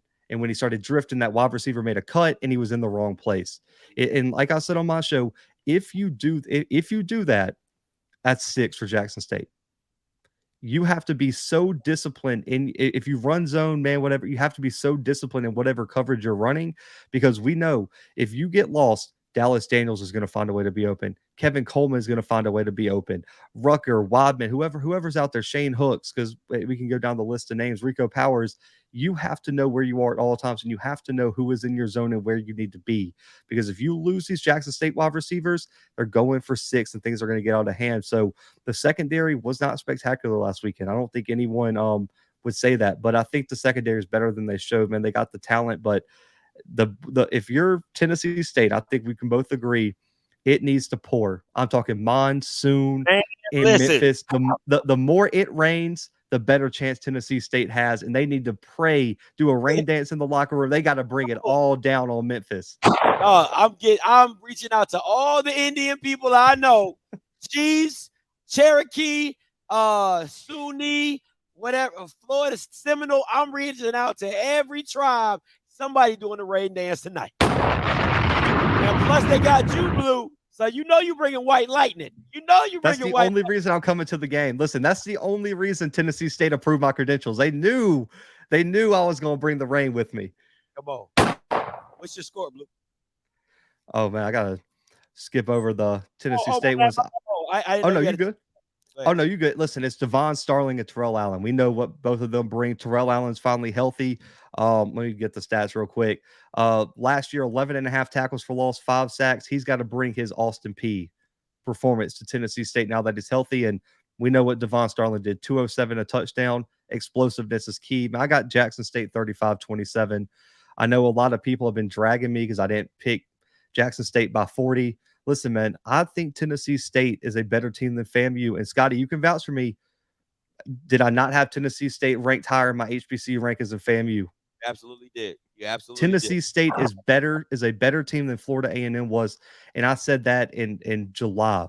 I really don't see this game getting out of hand. But listen, I think Jackson State, and the guy right there next to my score prediction is the reason that Jackson State wins this game. And Shedeur Sanders right now is the hottest player in FCS football on the offensive side of the ball. I'm not going to disrespect my guy, Justin Ford, like that. Hottest offensive player in the country right now. I just think he has too much, man, for Tennessee State. And I think it's going to be 35-27, but I expect Devin Starling to run for 100 yards this weekend. Oh, man. All right. All lines are open. 518-263-8124, 518-263-8124. If you didn't watch the pick as well, I picked Jackson State. I don't know what the score was, but I definitely had Jackson State winning as well. And my factors were simply I trust Shedeur more than I trust Draylen Ellis. And I'll say this: once again, Blue, I agree. If it, listen, you can't pray enough for rain. Do you hear me? Okay, you cannot pray enough. If I'm Tennessee State, I'm talking to every weatherman. I'm talking to every superstition. I want it to rain like it's about to be a hurricane, for real. Because if I make Jackson State have to run the ball and do something they are not comfortable doing on a consistent basis, you want the game to be as sloppy as possible. You want the game to be as nasty and grinded out, because that is Tennessee State. That's the type of style of play they want to do, and that's where they live at. You know what I'm saying? If it's a run game and it's defense and run, Jackson State got the defense, and Tennessee State has the run game. So we'll just meet up in the middle. I pulled up your video, man. 35-24 was 35 your score prediction. 35-24. So what you got? You had 30, 35. I had 35-27. So listen, we right there. You know what I'm saying? So but that's why we the round table. You took me to school on that last one. You know what I'm saying? I went like 0 for 4, bro. Like, listen, when I saw you pick Jackson State, I almost picked Tennessee State just by default. I didn't even put a score. I was just like, my only reason in this because Scotty picked Jackson State, and he is a jinx this year, man. Because everyone you pick gets drugged. There hasn't been a close game yet for a team you've picked.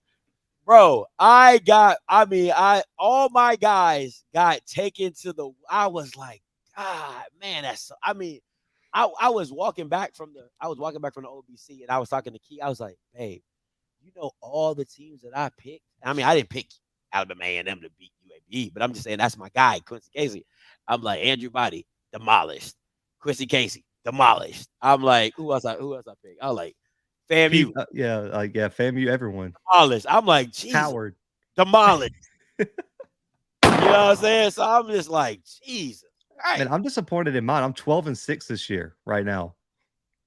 I think the first week was just, for me, it was all like heart picks. There was a lot of emotional picks, you know what I'm saying? But it is what it is.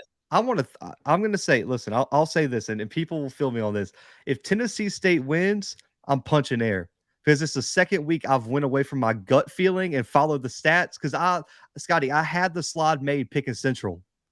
And I said, man, I just have this weird feeling, man. I can't pick them. And then they won. I was pissed. I was more pissed about that game than anything last week. I was like, man, I would have been the only one picking them. I'd have been the only one picking them, and they let it get away. So if Tennessee State wins, I'm going to be the maddest dude on the round table next week. No, I'm telling you, bro. Like, sometimes you gotta be that lone wolf, man. You gotta be able to accept that lone wolf status sometimes, man. Because I remember you was like, because the funny thing about you, I like you, like, hey man, you by yourself on that one, man. All right, because oh man, let me. This is Double T Double O. Let me get the head real quick. Hey, Double T, you live? What's goody? Hey, what's going on? The Bluebloods, you right. If a lot of these people, they didn't see that game last week with Tennessee State and Eastern Washington. Eddie George got those boys playing above their potential. Like, if they put their foot in the ground, they north and south, they gone. They get a little daylight, they gone. They leaving, and they lost the game in the last 2 minutes. Yeah. So, like, they didn't get their ass beat. And really, the DBs, they didn't look that bad. They just blew some coverages. Like, they blew 2 coverages where the wide receivers just wide open. Somebody missed their coverages.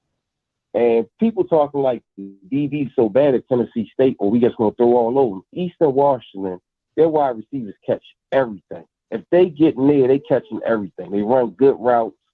It's not like they so flashy or they shake or anything, but they run precise routes. And they know how to create some space, and they gone. So y'all saying that, like, Tennessee State didn't play no bums. They played 13th ranked team. If y'all thought Southeast Louisiana smashed FAMU last year, Eastern Washington would have killed them last year. You know? And he did what he did. He did them yards in the ring too. I would see them yards in the ring. Yeah, and he still threw for 300 in the rain with 5 tubs. Yeah. Yeah, if Ellis too. If this a crack of daylight, he gone. He running. He gone. Hey, man, gone. Listen. It's not too many quarterbacks, and I know in Double T, you gonna know exactly what I'm talking about because I keep talking about this play. The long touchdown run, he breaks out. He does like a little a jump stutter step. I'm like, it was nasty. It was nasty. I'm like, what quarterback is out here doing? I'm like, this kid is. I mean, it just proceeds to just. And he's confident in his feet. That's why he do them stutter steps. He's so long. He literally has long legs, can get up, and he can go 0 to 100 real quick. Yeah. I expect JSU to beat him, but y'all not blowing them away. That's not going to happen. Yeah, and I said this to you, and everyone has probably screenshot this. I know Timona on the channel probably screenshot it. If Jackson State wins this game by 20 plus, no one's touching them in the SWAC. It's over. It's over. Yeah, go ahead and listen. If they win, I'm going ahead and buying. If I'm a Jackson State fan and they blow Tennessee State out 20 plus, buy your tickets to Atlanta because there's not a team in the SWAC that is going to even come close. Yeah, not even in their dreams. Not even if Shador sits out a game, y'all not beating them. If they blow them out by 20 points, y'all not. I'm sorry. All right, y'all. Good show. All right, bro.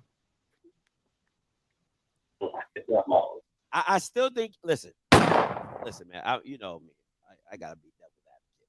I still gotta see what Southern looks like. I'm not taking the high school game any type of serious. You can't take this game any serious. Well, maybe. You see what I'm saying? Like it's no different than Bethune-Cookman against Miami. We took some pointers away from that. You know what I'm saying? Yeah. I don't think it's going to be a UAB and Alabama A&M where you're like, yo, please just end the game. Like, God, dog. You know what I'm saying?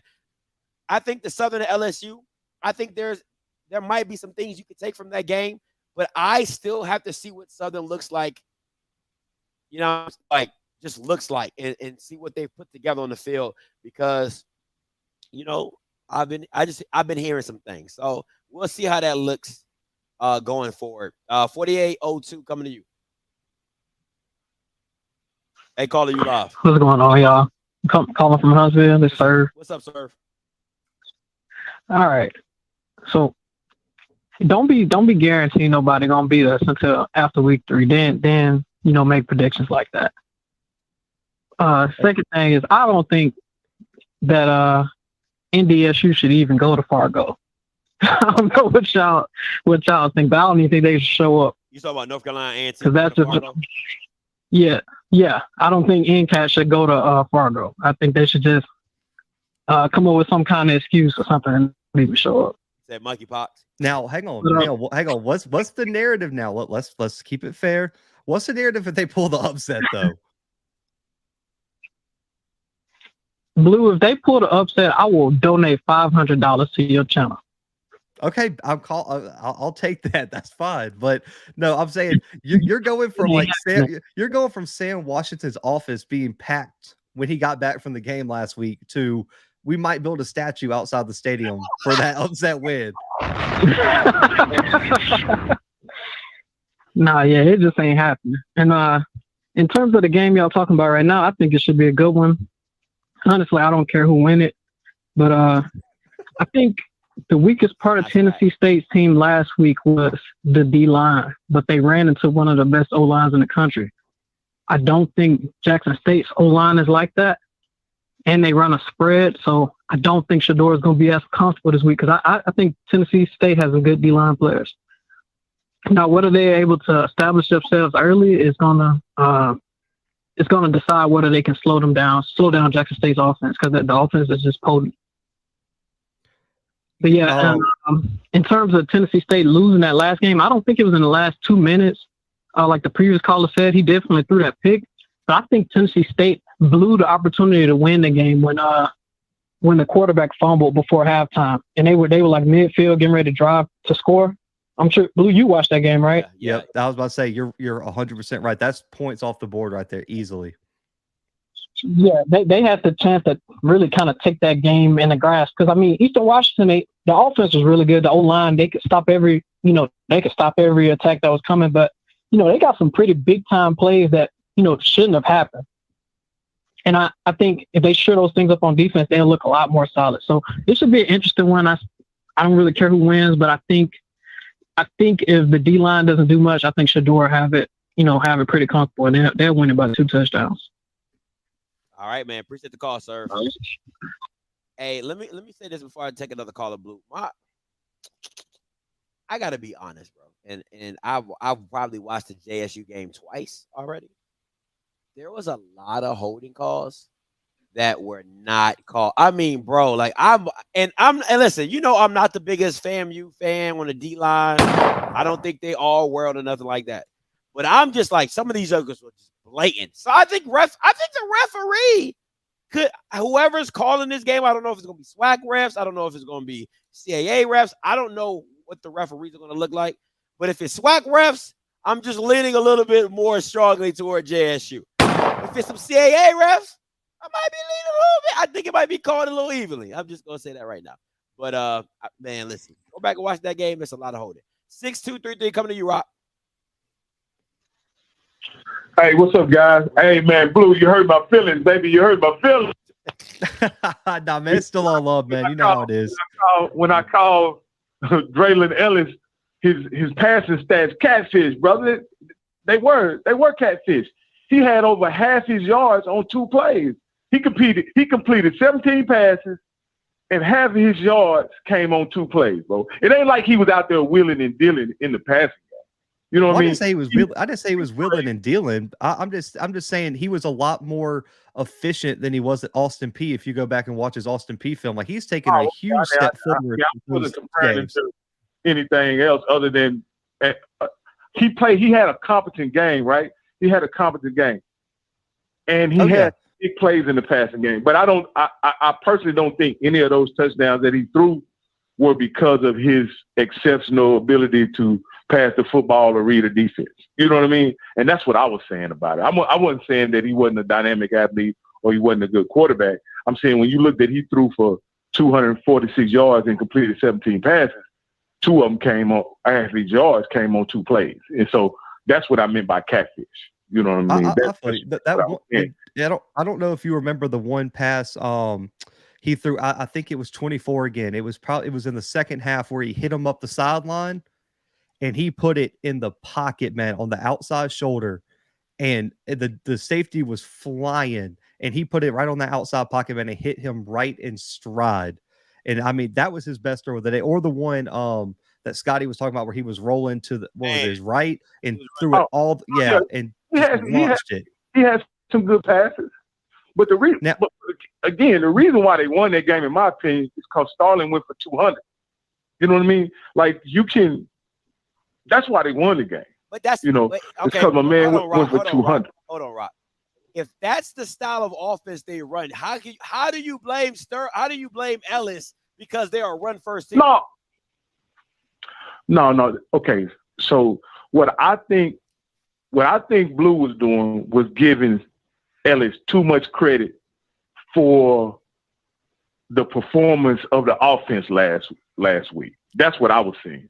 Like to me, the reason why they were in the game was because of the big plays that the wide receivers made. You know, that one where he kept his balance, and the big runs by Starling. Like that's why I thought they were in the game. Like the quarterback is surely dynamic and explosive. Don't get me wrong, right? But he gave away just as much as he gave, in my opinion. Now, I don't know if you saw the preview, but I said the best player on Tennessee State on either side of the ball is Devon Starling. And I said, and I stand on this still today, he's the best running back in HBCU football, and there might not be a close second. I wouldn't argue with you because he, like I say, he put him on his back against he made. I have no idea about Eastern Washington and their defense, right? Because I hadn't seen them before, anything like that. But he made them look slow. He made them look slow and incompetent out there trying to run him down and tackle. Go ahead. I would say, my bad. I didn't mean to interrupt you. But that's the reason I kind of was like, it just aggravates me because there were so many people who who watched that game because they were scouting for Jackson State, who has never seen Eastern Washington play. They don't understand how good the Big Sky is. They don't understand how dominant I mean, this is a team that has been to 2 national titles and won one in recent memory and is consistently in the second, third semifinals of the playoffs and competing for one of the toughest conferences in the country. And because they had a game against Draylon Ellis and Devon Starling where they look like amazing athletes, instead of saying, oh, look how great Devon Starling looked. Look how great Draylon Ellis looked. Look how fast they look. Look at all these athletes. You know what? A lot of the analysts said is Eastern Washington looks slow. But then when they're analyzing Jackson State games, Jackson State's just all world, and they're just beating everyone who else is all world, and they don't do that for Jackson State. So the main thing I was trying to get off of my point was when people analyze games, they'll say, look how great Jackson State looked, man. Look, they did this to FAMU, this to FAMU, this to FAMU. But when they analyze Tennessee State's game, they say, oh, the defense is slow, or the defense can't tackle, or the defense can't do this, or the offense didn't do this. And instead of giving Tennessee State the same credit they give Jackson State athletes, they say that Tennessee State didn't play no one at Eastern Washington is trash and shouldn't be ranked. That's the only thing that got me heated up, is because people don't understand FCS football and has never watched an Eastern Washington game making dumb accusations like that. And yes, you know that Jackson State fans aren't objective in any way. Like I'm a prime fan and I like Jackson State a lot, but you can't ask those guys to be objective after 2 years of listening to them talk about football. They view everything that Jackson State does in a unrealistic way, and they try to downplay everybody else. But that wasn't what I was doing, because in all honesty, right? In my opinion, the best thing that Tennessee State did was hold EWU to 30-something points, right? Because EWU can put 60 up on you historically pretty easy, easy. So that's all I was saying, bro. But nah, man, you had great commentary. And this is what I want to ask you. One last question, Blue. What was your record against the spread? Well, it's hard because some of these FCS games don't have spreads. Just because so I don't know what the spread was for some of these games because some of them didn't have them, but I know the first week there were a few games that I'm like my scores were right there, so I feel like it would still be about the same. There might be a handful, but I was horrible, man. I almost got put out last week, man. Because I showed you. Well, I sent you my pics via Twitter. And so I got wiped out, but I'm gonna be back at it again this week, and maybe I can move back in the house and get caught up with some of your picks. Hey, appreciate the call, Rob. Listen, Hezekiah. Me personally, I think Sterling is better than Savion from Jackson State. That's just me personally. Blue, you can have your own opinion about that, but that's just my opinion. I think Sterling's a better running back. Let me see. I'm going 9387. I'm coming to you, Smash. Hey, you live? Yo, man, I know people get overexcited, but I'm starting to see a lot of these Heisman talks about Shadur. Like, I just want to know, like, do y'all think it could be realistic? And if so, what would it take? No, nothing happened. Nothing. I mean, no matter what he does, he's not winning the Heisman. But I get everybody out by 50. No, it wouldn't get a look. No. All right. Like, okay, hang on, real quick. Stay on the phone, Smash. I got you, Scotty. Hang on. Let me type this in real quick. Okay. Well, hang on. Before you take the next caller, let me give you some. Let me give you some stuff. These are stats that. So hang on. Let me go to this one. These stats right here almost didn't win the Walter Payton. Over 5,000 yards passing. Multiple games over 70% completion percentage, 46 passing touchdowns, and 4 rushing touchdowns is what Eric Berrier put up last year. And was there any Heisman talk, Scotty? No. Now, hang on. I got you again. Let me go to Cole Kelly because I don't think people understand how good these stats really were. This Heisman talk has got to stop, man. This is ridiculous. Let me get his 2021 stats up because I don't think people understand, how good he really was. But let's see right here. So He had 5,100 passing yards and 44 passing touchdowns with 16 rushing touchdowns last year, Scotty. Come on, man. This is ridiculous. Jesus Christ. The football knowledge is at like negative 50 sometimes, man. The Heisman. Come on. You can go to the next caller. Jesus Christ. I am hanging up on anybody who says Heisman. If you say hi the wrong way, I might hang up on you. Jesus freaking Christ. 5059 coming to you. Hey, Scotty. Hey, Blue. Just talking about the last caller first.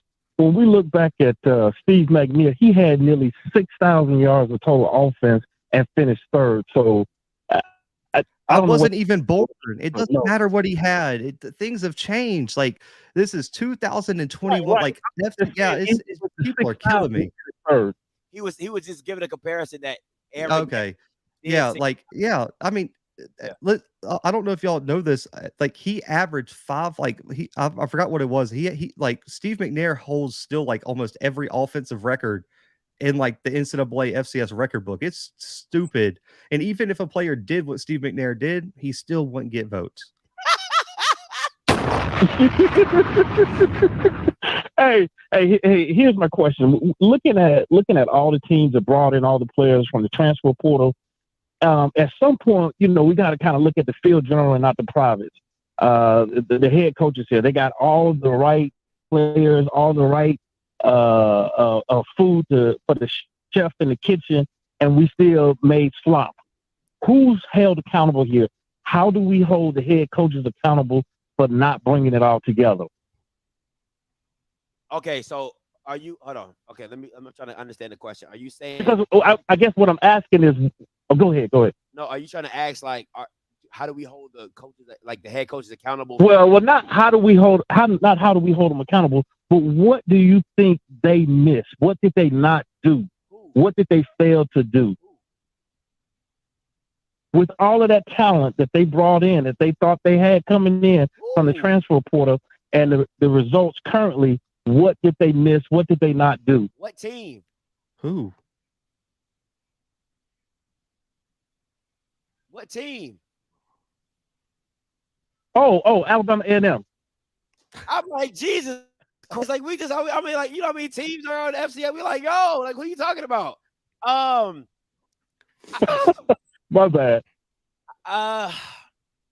First of all, I mean, UAB, I mean, they're a top team. Like BJ talks about them all the time. BJ Jones, he talks about he went to UAB. He's like, yo, they're a contender for Conference USA. Like, they're a legit team. Defensive line is legit. For me, I think there's always going to be a trial period when you're listen. Akil Glass is a top 4 SWAC quarterback of all time. Do I think he was all world great? No, but statistically, he could do the daggone thing. So when you lose that, there's always going to be some leadership you have to replace, production you have to replace, and then you really not knowing where. Like, Gunnar Tarkenton has been behind Eric Berrier for 3 years, so he knows the system. Xavier Langford been behind Akil Glass for 2 years. He looked average. Quincy just got there last year. He looked average. So it's like I don't even have a transitional guy to go to, and then I still had to replace my whole defense, and that still looks a little iffy. You know what I'm saying? And offensively, it didn't look the same. So I just think there's a lot of factors to rebuilding a new team, and a lot of people think it's just plug and play. Not all the time it comes like that, but it's on you, Blue. Yeah, I mean, it goes back to what I've said all the time, man. Just all transfers aren't made the same. You can go get a bunch of guys who didn't, work out in another place. That doesn't mean they're going to fit your culture, fit your scheme, work together well. And like I said, I think Jackson State was lightning in a bottle with all the transfers they brought in and how quickly they gelled. And for me, it's just right now we don't know, man. It's been one game, like Scotty said. I think Troy. In my opinion, they're not as good as UAB, but they do have a really good quarterback in Doji coming in. I don't think we'll know anything about Alabama A&M until week 3 when they face Austin Peay, and then week 4 or 5 when they faced FAMU. So I think I'll hold judgment for the transfers and things like that up until they play like an FCS school, because it's tough. And I also know some of the transfers didn't play, if I'm not mistaken, in week 1. So we'll see. But I think it was a disappointing showing to say the least.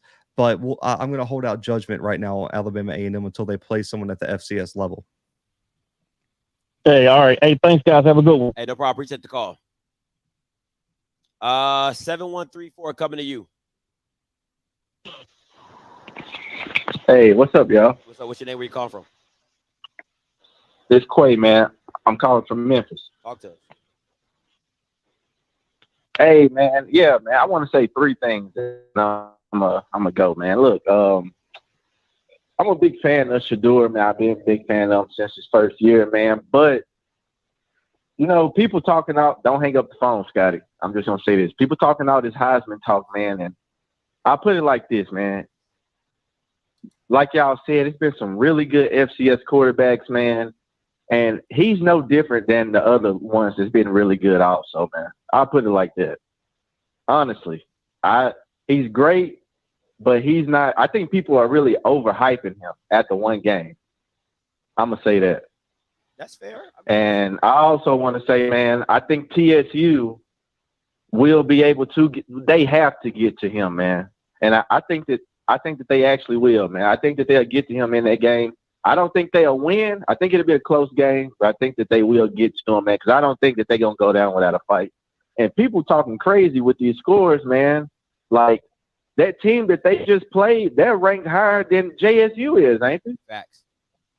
They should be, but we'll leave it at that. And if they was able to keep that score close in that game and actually have a chance to win at the end without the pick, man, I actually think TSU, man, I think they'll give JSU a run for their money, man. I think they will, for real. They will really give them a run for their money, man. And can I say a score that I think the game is going to be, and I'm going to go? Yeah, go ahead. Yeah, I think the score will be at the end, 34-31 JSU, man. Okay. Hey, appreciate the call, man. All right, y'all. Do you think Shedeur is overhyped, Blue?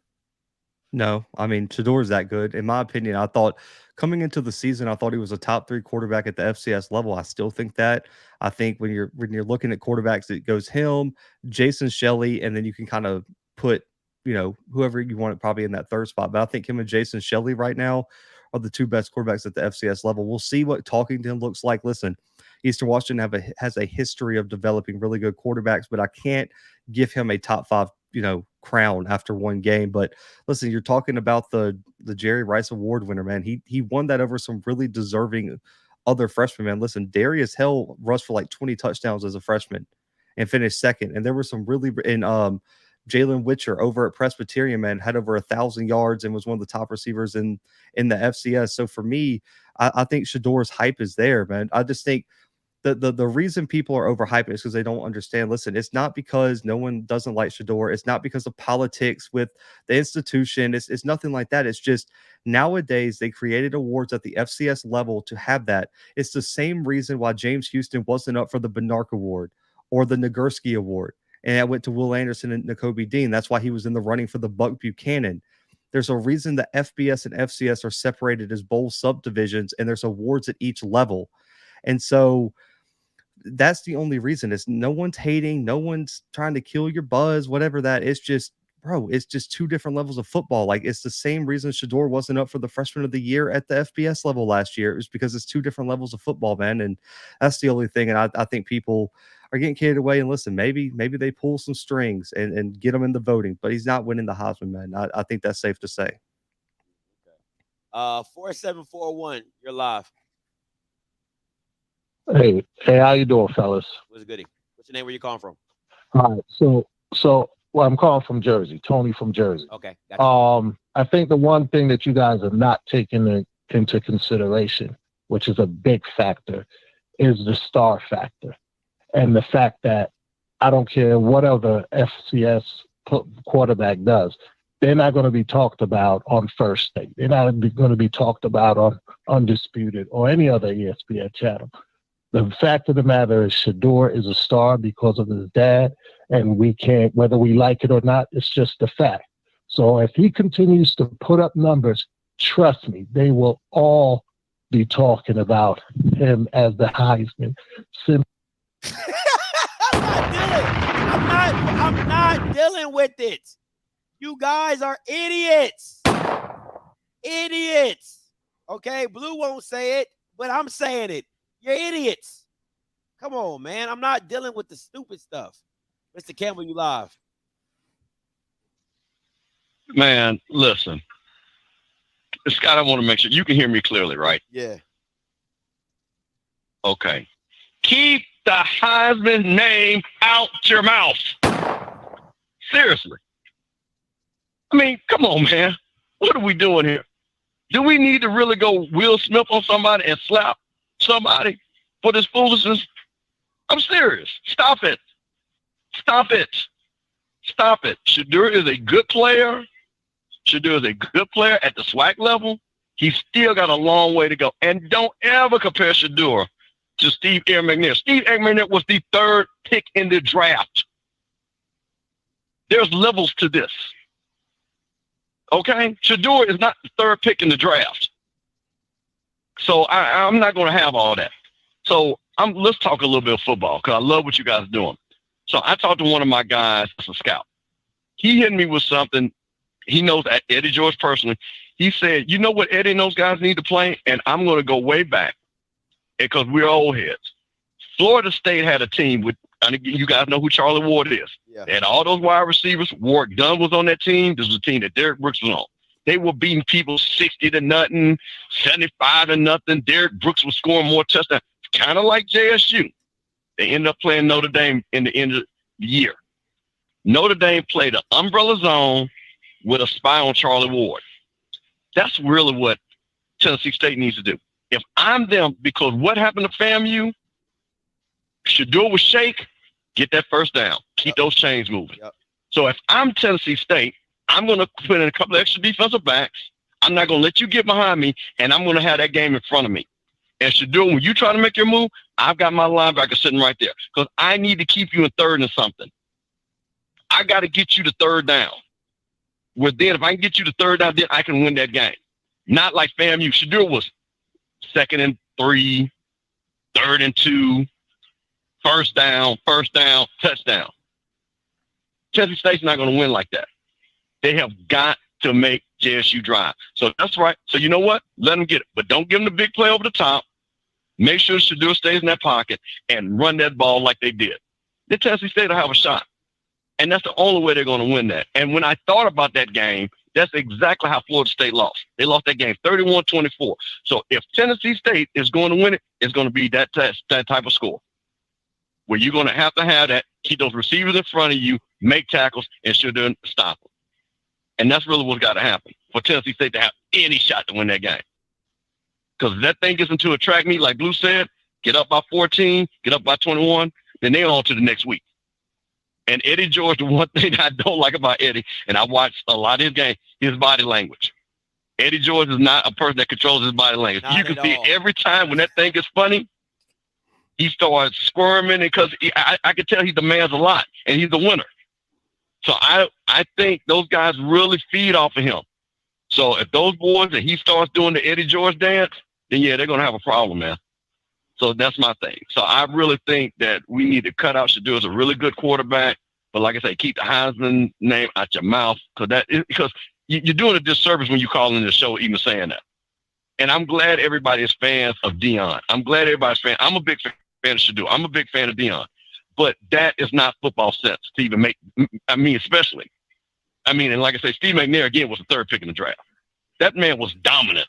Shador has played well. Steve McNair was on a whole nother level. You guys weren't born to understand what I'm talking about, how dominant this guy was. He was doing Lamar Jackson before Lamar Jackson. So just think about that. That's who Steve McNair was at the FCS level. So that's kind of what I'm thinking about. So I just wanted to put that out there and wanted to see what you guys thought about them kind of playing that umbrella zone, keeping everybody in front and stuff like that. So I wanted to see what you guys thought about that. If that umbrella zone comes with the outside guys playing flats, then I can rock with it. Because what you don't want to do is you don't want to keep giving Shador easy throws. He'll take those all day. It's pretty much a run. You know what I'm saying? If you're letting me get up and turn around and catch 3 or 4 yard hitch routes, you know, that's easy money. You know what I'm saying? If it was Jackson State last year, absolutely agree with the whole concept because they were trying to go over your head. This year, I don't think Shador is so much in love with the deep ball. He'll hit it if it's there, but he'll happily take the 3 yard, 4 yard. So I just think if you mix it up between Tampa 2, cloud zones, you know, flats, you know, like I think if you mix it up, I think you can find a nice little way to get Shador off his game and make some zone blitzes in there, something like that. What's up, Blue? What you got? If you're gonna run that, you better be completely certain you trust your defensive backs to make a tackle. Because the one thing that worries me about that is one, it puts Shador's confidence going, and he's just going to start dinking and dunking. And he did that one drive against FAMU where he walked him right down the field, and then he found someone for a touchdown, and it's just bound to break. So you risk a lot by letting Shador get hot, because if they play that, Shador has a chance to go 18 for 18 again, or whatever, you know, it was before he threw an incompletion. So it worries me a little bit. And the other thing is with the way Tennessee State tackled at times, they did great at the first half. In the second half, they missed some tackles. If you miss a tackle on Kevin Coleman, Dallas Daniels, or one of those guys, it's to the house. I mean, they're going to take it for 6. And so that's the one thing that worries me about that is with some of the tackling issues we saw with with Tennessee State's defensive backs, man, you're risking a lot, because if you miss one tackle or you mess up one spot, man, it could be a problem. So it's a high risk, high reward defense there. I think for me, it doesn't matter what you do if you can't get pressure on Shador. I think for me, I would mix and blend in dropping my DNs. That's what I would mix in, because when they go trips and you slide out for leverage, I would drop a DN. That would be my thing, just to kind of make that throw that much more harder, to make you go to the boundary. You know what I'm saying? That would be my play. I would drop my DN every now and again, just to kind of give you a different look, bring it from a, drop, bring it from another side, or, if you're close to the boundary, I'll drop my end far from the boundary, bring the blitz closer to the boundary, something like that. That's what I would try to mix in every now and again to make it difficult. All right, I'm going to take these last 4 callers. All right, these are the last 4 callers. 3751-1786, 8945-2156. That's it. These are the last 4 callers. Coming to 3751. Hey, caller, you live. Hey, what's going on, Scotty? What's going on, Blue? This is Mike. What's up, Mike? It's good, man. Hello? Yeah, you live. Hey, check this out. Man, I was eating my dinner, but I got so goddamn offended, man. I had to call in, man. Hey, these SWAC fans, man, are so outrageous. And they don't have no ground to stand on to have that type of, that bombasticness, man. You're 0-19 in the playoffs. You ain't never beat shit. You ain't never beat McNeese. You ain't never beat Northwestern State. You ain't never beat nobody in the top 20 in FCS football. Jackson State got 2 losses last year. What did it come to? UR Monroe, and they lost to the Mets. They don't win shit out of conference. Man, the SWAC is basically 7A high school football, and everybody know that. You know that, Scotty. You know that, Blue. But y'all make money off this shit. You know what I'm saying? Everybody in the FCS top 20 is basically a team that is ready to transition to the FBS. The FBS football has great football. Villanova, Delaware, James Madison, William and Mary. These are all good teams. And these guys, I listen to all these talk shows as a truck driver, and these guys just talk bullshit for hours upon hours about the SWAC. Look, before I get a phone, the SWAC ain't never been shit. The SWAC never is going to be shit. The only team good in the SWAC is JSU. I'm out. You guys hang on. Do you guys second for the next caller? Yeah. Go ahead. The views represented by that caller do not represent AllScript LLC or the Bluebloods LLC. So we're just going to leave it at that. The views represented and spoken by the caller do not represent AllScript LLC or the Bluebloods LLC, comma LLC. My bad. AllScript Group, comma LLC. Yeah, Group LLC. 1786 coming to you. Hey, calling you live. What's up? What's up, gentlemen? This is Finisher. Hey, so the caller definitely stole a lot of my thunder, and I'm glad he brought the energy. And this is why I'm telling everybody else in the SWAC that's not JSU fans, you better get behind Tennessee State this weekend because we have to stop the delusion. We have to stop it because if they beat us like they beat Florida A&M, it's over, like Blue was saying last night. It's over. You're never going to shut them up. They're going to be like Godzilla running through Tokyo, just stomping on everybody. I'm telling you, it's going to get worse and worse and worse, like the damn coronavirus. I'm telling you, dog. Hey, so this game, I think, is going to be completely different from what everybody's been saying. I think this is going to be a defensive battle with everybody feeling each other out. I think Brandon Fisher is a good enough defensive coordinator to see the mistakes that he made in the last game with some of the players and some of the positions that he was playing against Eastern Washington, and translate that to the Jackson State game to try to keep this game as close net and tight as possible. Like you guys were saying, they can't miss one-on-one tackles on the outside because Jackson State does have good enough receivers to take it to the house if they miss one. So expect a lot of cover 2, a lot of cover 3 stuff. They're going to dare Jackson State to run the ball. That's what I think. They're going to dare them to run the ball. And on the flip side, Jackson State, if you think that you can put 6 in the box and stop Tennessee State, that ain't happening, dog. You're going to have to play man up, and we're going to see, if you do play man up, we're going to see a Braylon Ellis, the guy that some of y'all don't even know a damn thing about. We're going to see how good his deep ball is, because the one thing he can do is throw a pretty deep ball. If one of those receivers do get it outside, we're going to see how good Travis Hunter is, but I hope they attack Shiloh's ass. That's who I want to attack.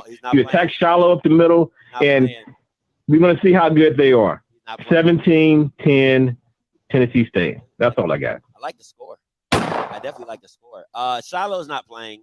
He has a messed up knee, so he's not playing. So y'all Hey, and he backed up his score prediction. He's commented on, like, I think my last 3 videos. That was his score prediction all week. He's backing it. Well, I'll say this. I love Godzilla. And, one thing about Godzilla, they be like, Gaia. Well, I mean, listen, man. And I said this. I said, if JSU runs through the SWAC again, I got to challenge a lot of coaching in the SWAC. Now, I get it. They have talent. I get it. But it's just hard for me to think that if JSU was in the CAA, or if JSU was in the Missouri Valley, if JSU was in the Big Sky, that they will go undefeated. It's just hard for me. It's hard for me to think that.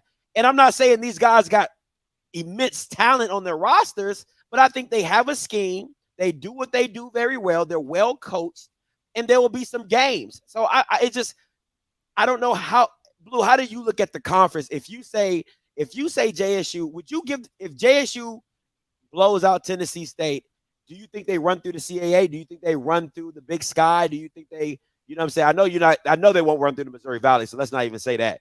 But do they run through those conferences as well as the SWAC? I don't think they've run through. I mean, do I think they can compete with some of those top teams? Yeah, absolutely. I mean, you look at the talent on paper, but I mean, I do think it'd be more competitive, because I mean, the thing is, you have like when I look at the top of the SWAC. So like right now, after what you've seen, who's the second best team in the SWAC? Alcorn. What would your score prediction if they were playing Saturday be? By 14. JSU by 14. And let's just say they're playing Montana next week. Score prediction? Montana by 10. I mean, yeah. So I mean, listen, Jack State. Listen, I keep getting grouped into this like JSU hater thing. I had Jack State 9th in my poll that I submitted. Legit, like it got counted in the poll that everyone wants to brag about. Like I submitted that they're the 9th best team in the country, so they can compete with the top teams in the country, man. But no, look, that they're not going undefeated through the Missouri Valley, the Big Sky, or the CAA. We'll see, man. It's only game 2, but right. I mean, I think we saw in the conference rankings that right now those are like the Big Sky, the Missouri Valley, CAA are some of the top conferences in college football, man. So listen, I'm not saying they would lose a bunch of games in there, but listen, it's hard to compete against the top 8, top 5 teams in the country, man. Okay. 894. I don't know why Bama's keep calling in. Because I kept telling you, like, y'all always wait at the last minute to do this crap. I told you I'm taking 4 callers. 8945, you live. Hey, go ahead. What's going on, Scotty? What's going on, Blue? What's going on, man? Hey, man. I just want to say, I did my preview show earlier today, and the thing I preached was consistency. Like everybody, you know, from what I saw last weekend, nobody was consistent except for Jackson State and like a few other, you know, teams from the SWAC that actually won their game. But I'm just saying you got to, you know, be consistent. My thing is that what I saw, I watched the highlight as far as what Tennessee State did against Eastern Washington, and they look damn good. I'm not going to even lie to you; they look damn good. Give away the takeaways that they had, especially the ones they had probably like 2 or 3 minutes left in the game. Also with Pope getting ejected for the targeting penalty. I see Tennessee State doing a damn good job. They have to be consistent in running, you know, basically running the ball. But with it, like you said, if you let Shedeur, if you let two sit in that pocket and just carve you up and just go down the field and score the touchdown, and if you down by 14 and 21 points, like you said, it's game over because they're going to be sitting, you know, they're going to be sitting in the driver's seat. He's going to try to lead the team in the driver's seat. And then basically, what I said too, as far as the defense goes, the defense has to cause havoc. Basically, what they did against FAMU, they kind of have to have the same kind of game plan, but I know they're going to have a little bit of tweaks here and there, but they have to cause havoc as far as defensive-wise. As somebody said, if you think they're not going to blitz six, Dennis Sherman's going to blitz six no matter what. He don't care. He's going to blitz six. His DBs are going to play man. Cam is going to come into the box and be that extra linebacker that we say, and he's going to make plays. But as far as my score prediction, I'm going to change it. I did say earlier, I said that say 45-14. I'm going to change it. I'm going to do it 45-28. All right, appreciate the call, D. Blue, you got something to do? Because, I mean, these callers are coming in like crazy. No, man, listen, we can go as long as you need, man. I'm just chilling tonight. All right, let's rock. Jeff Fisher or Mike Zimmer? What you got, Blue? Mike Zimmer. All day. I can't trust Mr. 7 and 9. I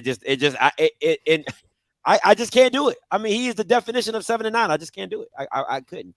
All right, so let's rock. Let's keep rocking. I'm gonna go 0094. Hey, caller, you live. You're gonna try to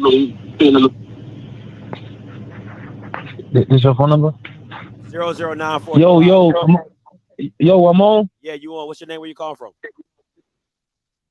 Hey man, it's Trust, man. I'm calling from Tampa, Florida, man. Talk to me. You know, I ain't gonna hold y'all up too long, but I just, you know, I see what's been going on. I've been following it. I've been following what's going on for a while, and it's just, you know, I just feel like JSU at this point, man, they got way much more to prove than what the callers that's calling in, you know, really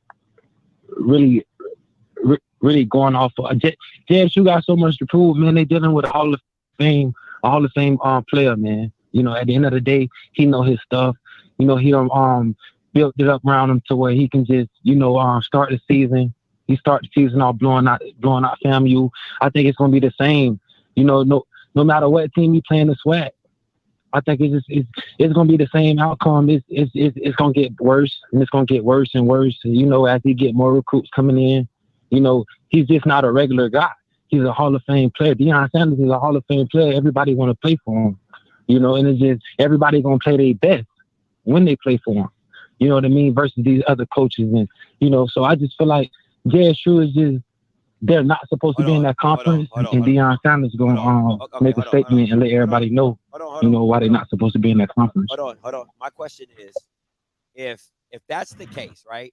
Is it just that they're so good for the SWAC, because I just made the point. If you put them in the CAA, if you put them in the Missouri Valley, if you put them in the Big Sky, if you put them in the SoCon or whatever, like there's going to be teams that could compete against them. So is it just that the SWAC is that bad and JSU is just above the front, or are the teams that good? Because we can really never know because they're not going to go play. They haven't played a top 15, top 10 FCS team. But what's that? Because think about it.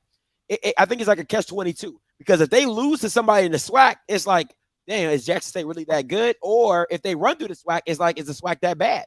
So I mean, it's kind of like a lose-lose.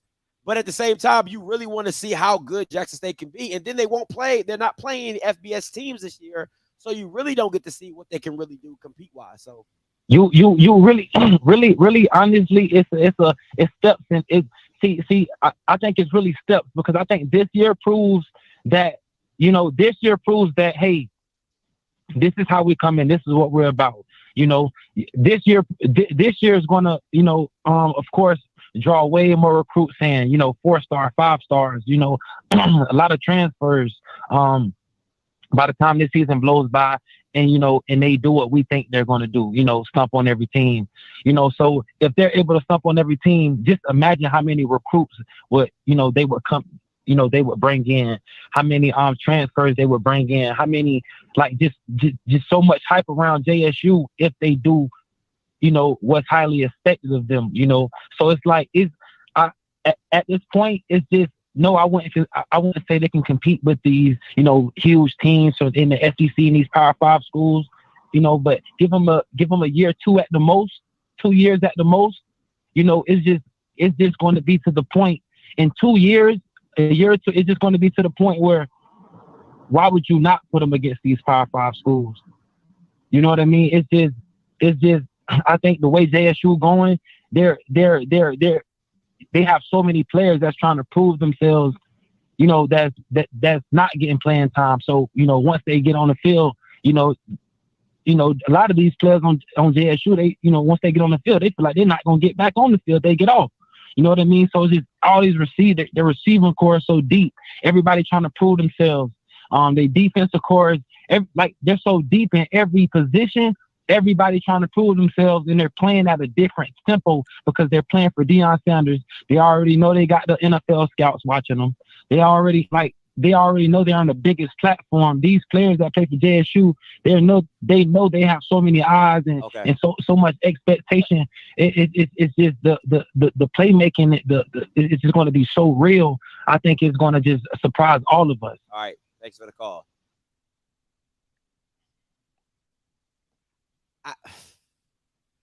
You got anything to say, Blue? No, you go. You can go to the next caller. Wow, 0915, caller, you're live. Hey, what's going on, Scotty? What's your name? Where you calling from? Hey, I'm Raymond, man. I'm calling from McGee, Mississippi, and I'm a big Jackson State fan. Oh, Lord. It's like this, man. No. We're going to be real about it. Okay, I can respect it. Now, listen to me and understand me good. And don't hang up on me. A lot of people, they see a few things and they want to go Heisman. Well, if he was at the Alabamas, I'm not even going there. Listen to me very closely, okay? If you take Shador away from his dad, the situation is different. If you put Shador at Alabama, is he beating over Bryce Young? We don't know. Because the one thing about Nick Saban, other than Deion, is he's going to keep recruiting high-level quarterbacks to compete against. It's not going to be a situation where your son walks into the job and there's never another quarterback to compete against. That will never happen at the Power 5 level. So I'm going to stop you before you get going, and I'm going to hang up on you, okay? Next caller, 6151. You're live. Hey, what's going on, Scotty? What's going on, Blue? I appreciate what you guys been doing, man. I've been following y'all for a while. Just you all mentioned if it rained, it'll be in Tennessee State favor. I think it'll be a good game because if I look back at Blue videos from years ago, he graded Tyler Brown, Evan Hendry, and Bro are excellent run blockers. And remember, Wixon is an East Coast running back who runs with power, who made his living in the snow and the rain.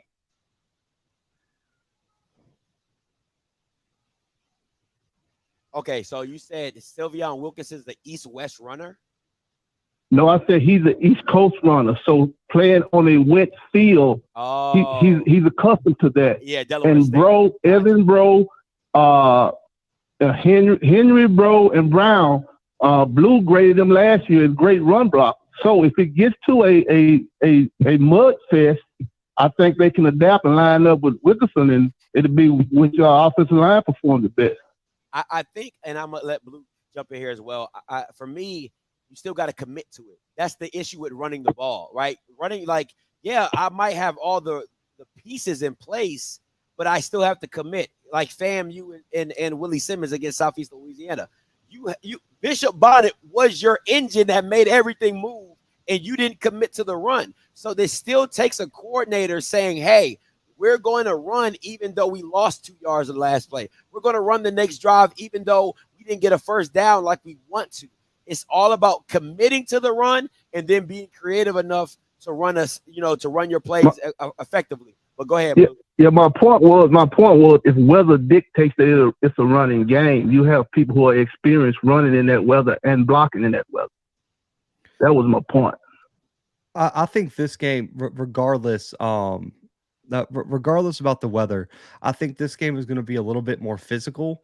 And so I think Sylveon really fits that. But based on what I've been hearing, man, listen, I think Santi Marshall proved last week, man, that you can't that you can't count them out. So I think you're going to see a little bit more Sylveon this week, regardless, just because of the physicality. Because I feel like Tennessee State, and I think a lot of people agree if you've watched that game, have a lot of size on the interior. So therefore, I think Sylveon is going to be featured a little bit more, and I would like to see him featured a little bit more. But we'll see, man. But I think the offensive line looked a lot better in the run game. I think when you look at some of the ones that they broke out, it was because those guards were able to double team and get to the second level and create a big hole. And Santi Marshall was explosive enough to hit that hole at full speed and make some plays. So for me, I think we should see Sylveon a bit more, man. But I think Santi did everything you wanted to see from him last week. So I don't think you're going to see. I think you're going to see some sort of rotation between Santi and Sylveon this weekend. Okay, thank you, bro. Y'all have a good night. Hey, appreciate it. Let me see. 1561 coming to you. Go ahead. What's going on with you, man? What's up? What's your name? Where you calling from? It's LC calling from Dallas, man. Talk to me. Yeah, man, I was trying to find out, man, what would Jackson State have to do? Not necessarily even just Jackson State, but what would the SWAC have to do to qualify to, I guess, like move up? Since all these teams are moving out of these different conferences and whatnot, what do they have to do to move up? You know what I mean, to that Power 5 level? I mean, would they have to merge? I believe the SWAC and the MEAC should merge and make their own super conference. And, you know, in a way like the NCAA can move that conference up to a Power 5 level. Okay, they're not moving to a Power 5. Like Power 5, like you. So hang on, let me get this straight. I just want answers from everybody in the chat. Everything. You guys are complaining about playing UAB for money, but now y'all want to go Power 5. I mean, I don't care. I can care less about, you know what I'm saying, who they playing. I mean, when they get up there, they gonna get their ass smashed either way it go until at least a good 3 years until they all be able to catch up. But I mean, if that's what all they complaining about, not being able to have the money and the resources and this and that. Like, you know, I watch our shows. I see what y'all, you know, I see what all scripts talking about what Texas Southern was going through down there with no locker room and shit like that. That's pathetic. But okay, okay, you know what I mean? Because go ahead, Blue. Oh no, you're good. So, okay, so let me just put this out here. This is legit information. Let's just say this happens. The only conference that legally can move up as a group is the WAC. And the reason they can do that is because they used to be an FBS conference in the past, so they almost get kind of like grandfathered into being one. So when it disbanded, they always can be an FBS conference. So when they came back, they started at the FCS level so they can build up some teams and things like that, get the conference going. And the goal for the WAC is to eventually move as a conference up to the next level, which is why the membership to the WAC was supposed to be like this golden ticket to the FBS. Now, it hasn't really worked out that way, but we'll see what their game plan is there. But the WAC is the only conference that can move up as a whole, unless the NCAA approves some sort of special waiver, something like that. And when you look at it, let's just be real here. Is there what teams in the MEAC and the SWAC, if they merge, like you said, are like which do you think all those programs could support programs and win at the Group of 5 level? Because Power 5's not happening. No, I don't think all of them could.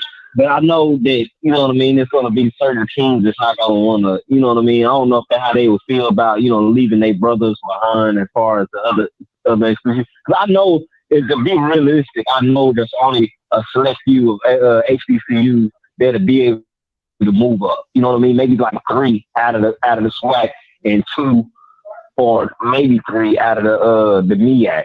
You know what I mean? But I guess I'm trying to be fair and don't want to leave, you know, no brother left behind type shit. You know what I mean? I'll see my own type stuff. No, you good. You know what I'm saying? Yeah. No, so the process. Okay. So the process would be all that would have to happen is the CUSA or the Sun Belt, which are probably the two most likely conferences to I would say fit geographically because of travel cost. What would have to happen is they would just have to be invited. That's it. Like that's the only thing that has to happen is for them to receive an invitation. Now, I know people are banging at the door, you know, for Jackson State right now to come up there. I know they are, man. For Jackson State, maybe even FAMU, just because off of their you know, the location and you know, the reputation that FAMU carry. North Carolina, A&T. Who's that? I mean, it's not. I don't see any. You know, Navy Southern. You know what I mean? What? Okay. But, I'm sorry. you know, I'm sorry. Why would a Power 5 team be banging down the door? No. He said Group of 5. He's taking it down to Group of 5. Yeah, Group of 5. And listen, man. Yeah. The problem is you have to look at it. Calm down, Scotty. Calm down, bro. Don't get at me, bro. and this is what people fail to look at. So everyone looks at it in a vacuum. Like, is our school, you know, ready to make that move? But you also have to look at what other schools are up for that invite. So you're sitting there right now. Let's just say, but Jackson State is probably right now the only team that would even consider making that move with Coach Prawn there. But you got to look at Eastern Kentucky. Right. Is looking to move up, and what happened is the CUSA has Western Kentucky. So are they trying to lock down Kentucky with Eastern Kentucky and add them? You have Kennesaw State that's sitting there right outside of Atlanta, have a lot of money, has been very successful at the FCS level.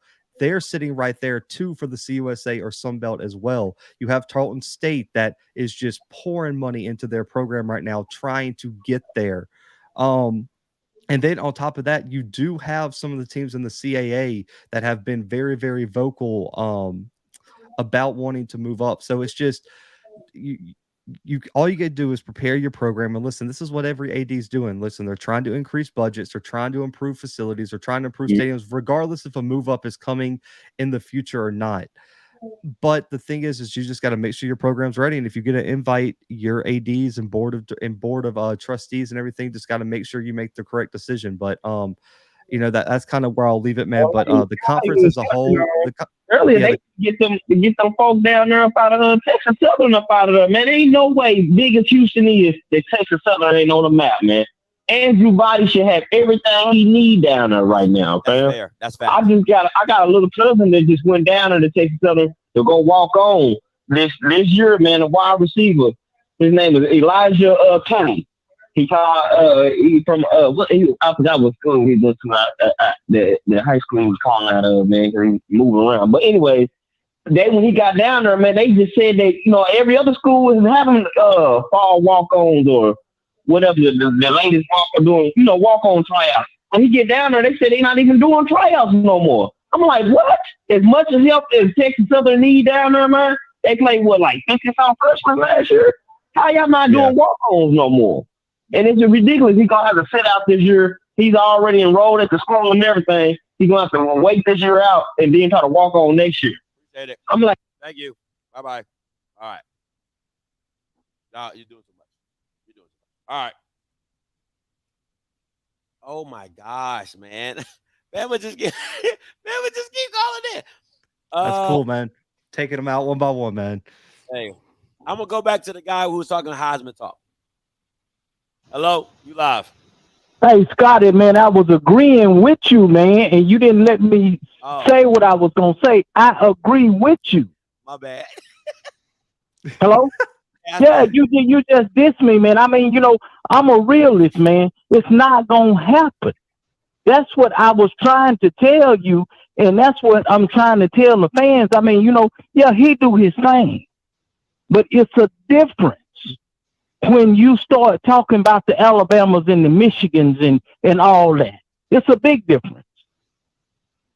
I love college football. I love it. But let's just be real. I mean, we just not coming back to what Jackson State used to be. So let's just enjoy that moment and leave everything else alone and let the cards fall wherever they may. Do you agree? That's facts. I mean, I'm just, Scotty, man, I watch your show all the time. And yeah, I know Steve McNair personally. I just hung out with his family over the holiday. That's dope. But at the same time, just let him be who he is, do whatever he do, and whatever the football gods and the good Lord bless him with, let that be. But you can't wish and write somebody in already right now for something that you got to wait 9 more months for. Let's just be real. Right or wrong, Scotty? Right. So, I just, only thing I want to see, man, I don't want to see what I saw last week. Yes, I'm going to do a thing. But how can you be excited about a game that's 59-3? I want to see a close, hard-fought football game. I want to see a 13-10 or 7-9 or 12-6.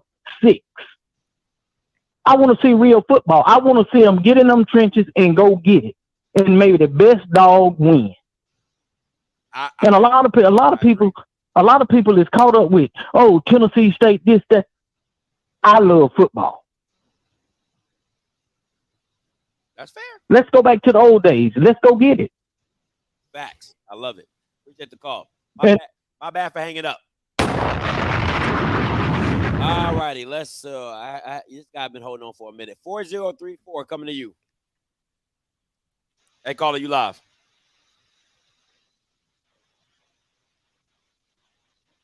4034, you're live. All righty, knocking them out one by one. Somebody sleep. 4718 coming to you. 4718. Hey, you're live. Hey, Scott, this is Warren. I'm from Mississippi. I'm not a Jackson State fan, so don't worry about that. so I just want to know, chime in, and look, I might ruffle some feathers. I'm gonna let you know, but I'm gonna say one. This Power 5, Group of 5 talk. I don't see a team in the SWAC outside of PV moving up to that level. Because of money. Financially, financially, none of the SWAC teams could support that. Because let's compare this. I looked at 2 schools here in Mississippi that's private institutions. You got Millsaps College and Belhaven. Both teams actually made more money and actually saw a profit in their athletic department than Valley did. And they have less. Their stadium for, I think, like Belhaven Stadium only seats 900 people for football. Is who is pouring money into these SWAC schools' athletic budget? Because it looks like the alumni is not. No, so really, the only school would really can consider that is Prairie View, and they did an article on it. So we kill that noise. We can kill it. Heisman wise, Shedeur, I mean, Shedeur, yeah, that was an impressive performance he did at FAMU. But let's just be realistic.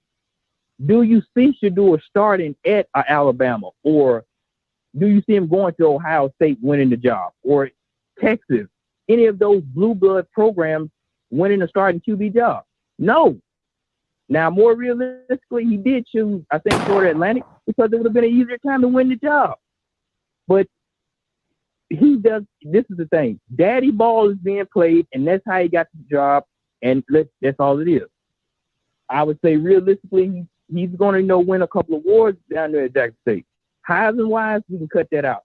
And there's no way he would beat out Bryce Young. Bryce Young has a chance to repeat as Heisman winner this year. So that's it right there. So all you DSU fans, yes, Shedeur is a good quarterback. To me, he's not FBS good.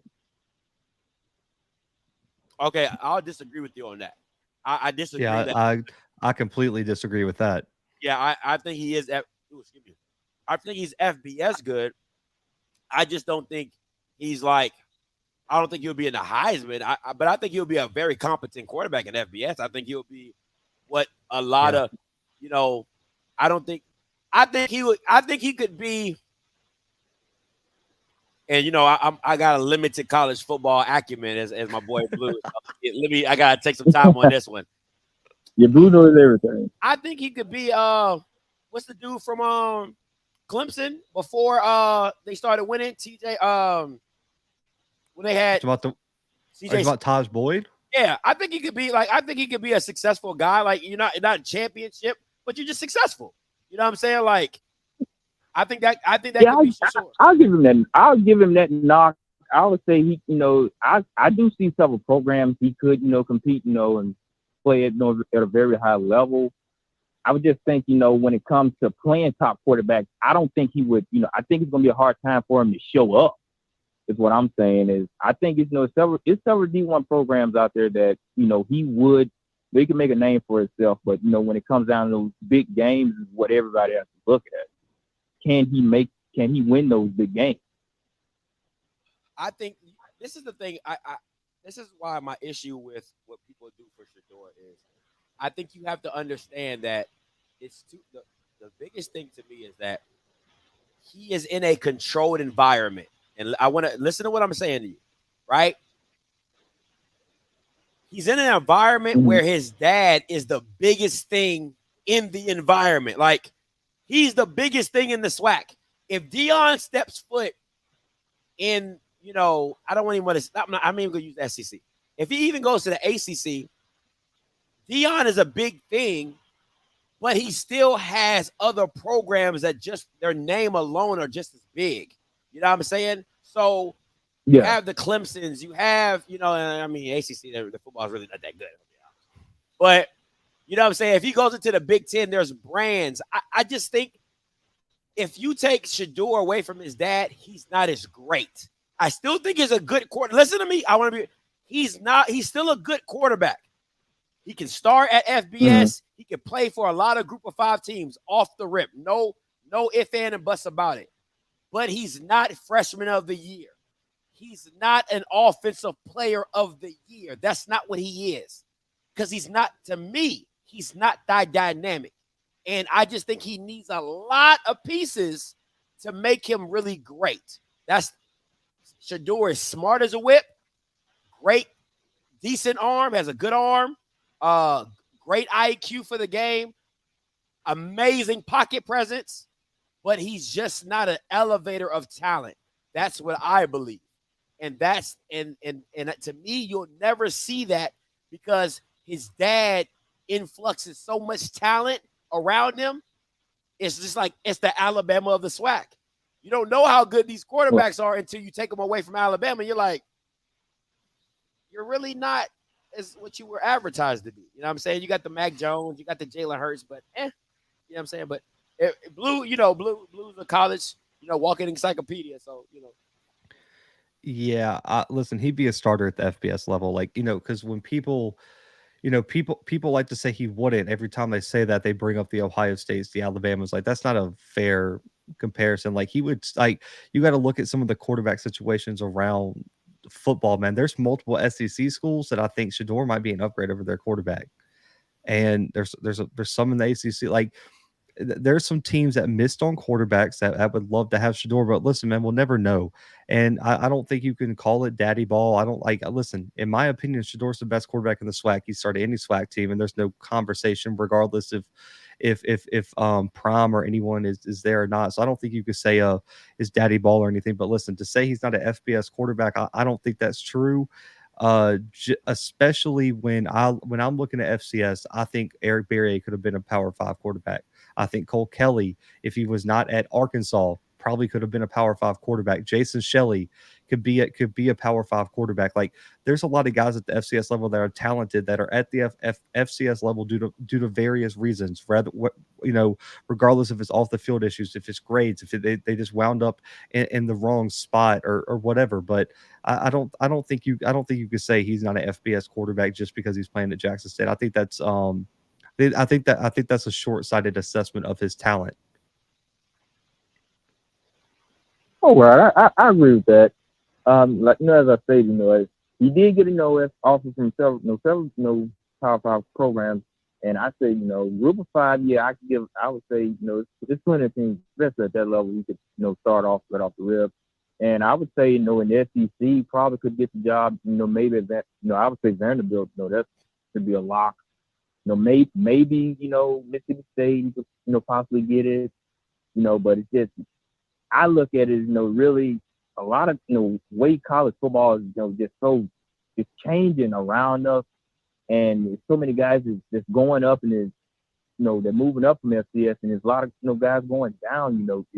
I would say it's crazy. It's a very interesting moment, I would say. So really, I would say, Blue, you gave great assessment on that. So you're the knowledge guy, so I'll give you that on that. Hey, on appreciate the call, bro. That's what I'm saying. Walking encyclopedia. He named the one school that he probably wouldn't start at in that whole list, but like, it's fine. I got what he meant. Yeah, no. Listen, man. Listen. It's daddy ball because, and this is my issue with, and this is why it's daddy ball for me. It's because you won't go get a guy to compete. That's my only issue, because at any other school, you're going to have to compete. Like, if you and let's take all the big guys out, right? No guy is going to say, you know what, hey, I got this guy, I'm not going to recruit that position. They don't do that. Everybody's position is recruitable. And to me, how is everybody replaceable on the team but your son? That's daddy ball. It's no, like, bro, come on. That's the definition of daddy ball. Everybody else, everybody else replaceable, but number 2. Huh? That's the definition of daddy ball. I don't understand it. And it's not to say it's right or wrong, because 2 is talented. Shedeur is talented, but he's not the most talented person on the team. He ain't that. So if you still recruiting Nuggets position, you still recruiting Shane Hook's position, you still recruiting Malachi Wyman's position, you still recruiting Devontae Davis' position, you still recruiting Aubrey Miller's position, you recruiting Shiloh's position. Blue, you even said it. They went and got Gregory Great to replace him at the safety position. Everybody's getting replaced but the quarterback. That's daddy ball. You just get that. But anyway, 8047 coming to you. Hey, what's going on, Scotty? What's going on, Blue? This is your boy, this is your boy, FBS kid. It's been a while since I called. Appreciate the call. All right, so Well, thank you for having me here. And so my two topics I want to bring up are some of the foolishness I've heard some people mention with some of the group of 5 teams moving up. I mean that some of the teams I've heard mentioned, or some of the things I've heard mentioned, which is absolutely asinine. And of course, obviously, I want to talk about Shador and kind of continue you guys' conversation. So first, let me just start with Shador. No, Scotty, I don't see Taj Boyd. The guy he reminds me of a lot, Shador, is actually a quarterback who played just last year at Western Kentucky. That player name is Bailey Zapp. He just recently went to the NFL, drafted in the 4th round by the New England Patriots. Smart kid, high IQ, can read defense exceptionally well. Tremendous at the line of scrimmage in terms of making play calls and right adjustments at the line, pre-snap reads and whatnot. Has a good feel of accuracy through all 3 levels, intermediate, short, as well as deep. The questionable thing about him is, his size was a bit of an issue. He's a couple inches shorter than Shador. So, that's kind of a little bit of a difference. But that being said, Bailey put up some amazing numbers last year at Western Kentucky. What's his name? Bailey Zapp. Blue probably familiar with Bailey. What's his name? Blue? Bailey Zapp. He transferred. He was playing. Yeah, he went to the Patriots in the 4th round. He was playing at Houston Baptist and transferred to Eastern Kentucky. Okay, I thought it was Western Kentucky. Or Western Kentucky. My bad. Yeah, Western Kentucky. My bad. Okay. Oh, I got something right over Blue. Oh! Did. Let's go. Give me. Listen, hey, man, put that in the calendar. Put that in the calendar. So Western Kentucky. Okay, I know about Zaley back, but go ahead. Yeah, I mean he got potential to be even more than that, but we it's all development. So we're not there yet. He's only a sophomore. But that being said, I do want to say I love the discussion as far as him playing daddy ball. It's hard to disagree right now because at the end of the day, you're right. They're not recruiting nobody for that position other than guys who clearly won't challenge Shador for that job. And we know how Dion is. Every position, he's bringing people in to challenge the other person for their job. I mean, he's always saying his motto, I'm looking for the next person to replace you. Well, that's the case for everybody but Shador. We just got to be honest about that. Thank you. Just be honest.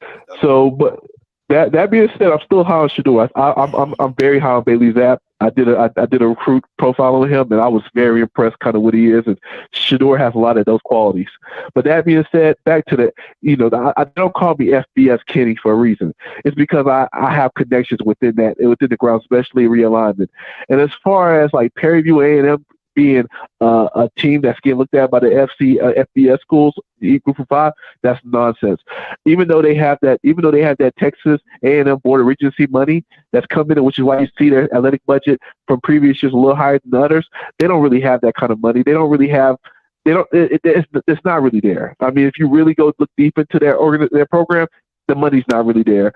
The teams that are even though the conferences have called a number of teams in the HBCU sphere, the teams that are most seriously looking up right now is Jackson State, North Carolina A&T, FAMU. Obviously, that what just happened recently was a really bad look for FAMU, and that's why you saw them hire those four what they call them? I forget. The issue they just had recently, but you just saw them hire 4 of them because they're trying to make that move to the FBS. They tried to make the move like about 18, 19 years ago, and they got into all kinds of issues. The NCAA pushed them up a year early. They had like 15 players that were ineligible, including one that they just had as a transfer. Of course, it was hard for them to schedule games. One of the biggest things I continue to say why you don't see North Dakota State move up is it's really difficult to get games scheduled as an FBS school. The reason why Liberty was able to make the move up is because Liberty has so much money that Liberty was paying teams to play them like heavy, big money. They were paying teams like a couple million, $3 million to play them in the FBS. They were paying people, way more than the expected, the lot of amount they usually is given. And that's how he was able to make the move jump to being independent. But everybody else that's independent that you look up, they all have a lot of history with, the teams in the FBS, like Army, UConn, UMass, Notre Dame. So, you can't make the move to say, oh, I'm going to make the move because I got the money or because I think I'm ready. No, you can't make that move because if you make that move up, you might not find anybody to play. So it's very difficult to find people to play, especially if you're good. People do not want to play good teams if it doesn't count against if it counts against their record. So we just got to be honest about that. But as far as HBCUs looking to move up to the FBS, there's been a number of teams getting called. A lot of people have shown interest, but for the most part, the ones that's really serious is like FAMU, North Carolina A&T, and Jackson State, and obviously Grambling has shown interest, but they're not in that position yet. The biggest benefit to those three universities I named previously, they're all are two universities by the Carnegie stamp. So that's really important to a number of these groups. Sorry, I'm sorry. I listen. I'm sorry. You're just going on. I'm sorry. 5632 coming to you. Hey, what's going on, Scotty? This is Ricky from Bradenton. What's up, man? Talk to me. Hey, HBCU Sports Wire here. I'm going to be at the Texas Southern and North Texas game. I know we're talking about Jackson State. What I will say about that, I was there at the game on last week, and Jackson State is as advertised. However, what I will say is that you definitely can't, like a lot of these people, you can't judge it off of one game. They gotta put a whole body of work together, and they haven't done that. They just won a battle, but they have not, won the war, for lack of a better term. But I will be there to see Andrew Body in person and get some great images of him. What do you guys think about that game? Is it a winnable game for Texas Southern based on the letdown from last week, or could they still win this game? I think it's definitely winnable, and this is why. And I know Blue. Blue's gonna be like, no. But for me, it's winnable because it all. Listen, the reason it's winnable is because you have Andrew Body, and I listen. I do not like Clarence McKinley cannot hold Andrew Body back. You can't tell me your quarterback is pressing when they've thrown the ball 15 times. It's not even possible. How can I press with 15 throws? So it will take a Herculean effort by Andrew Body to win this game, but I believe Andrew Body can do it. I believe he is that talented to put up a 300 to 100-yard rushing game to make it competitive. Now, Texas Southern's defense, listen, man, it's Swiss cheese on pizza, okay? So I don't know what's going to come of that, but I do believe Andrew Body has enough talent to make the game competitive if Clarence McKinley lets the boy play. Go ahead, Blue. No. I mean, listen, they lost by almost 20 points last week to a team that went 0 for 6 with 2 interceptions. Now, I got North Texas running away with this one, man. Just as sad as it is, as much as I love the Bodies, and I hope Texas Southern plays well, bro. They just got beat by 20 by PV with a quarterback that didn't complete a pass. I don't see them having any chance. Yeah, I scheduled that game early, so I'm kind of like kicking myself because I really should have been at the Southern Heritage Classic, but we had already had that game scheduled out, so I got to go with it. But hey, thanks for the call. Hey, no problem, man. Appreciate the call. Let me see somebody. Okay, 5531 coming to you. Hey, caller, you live. Script Blue, how you doing? Good. How you doing? What's your name? Where you calling from?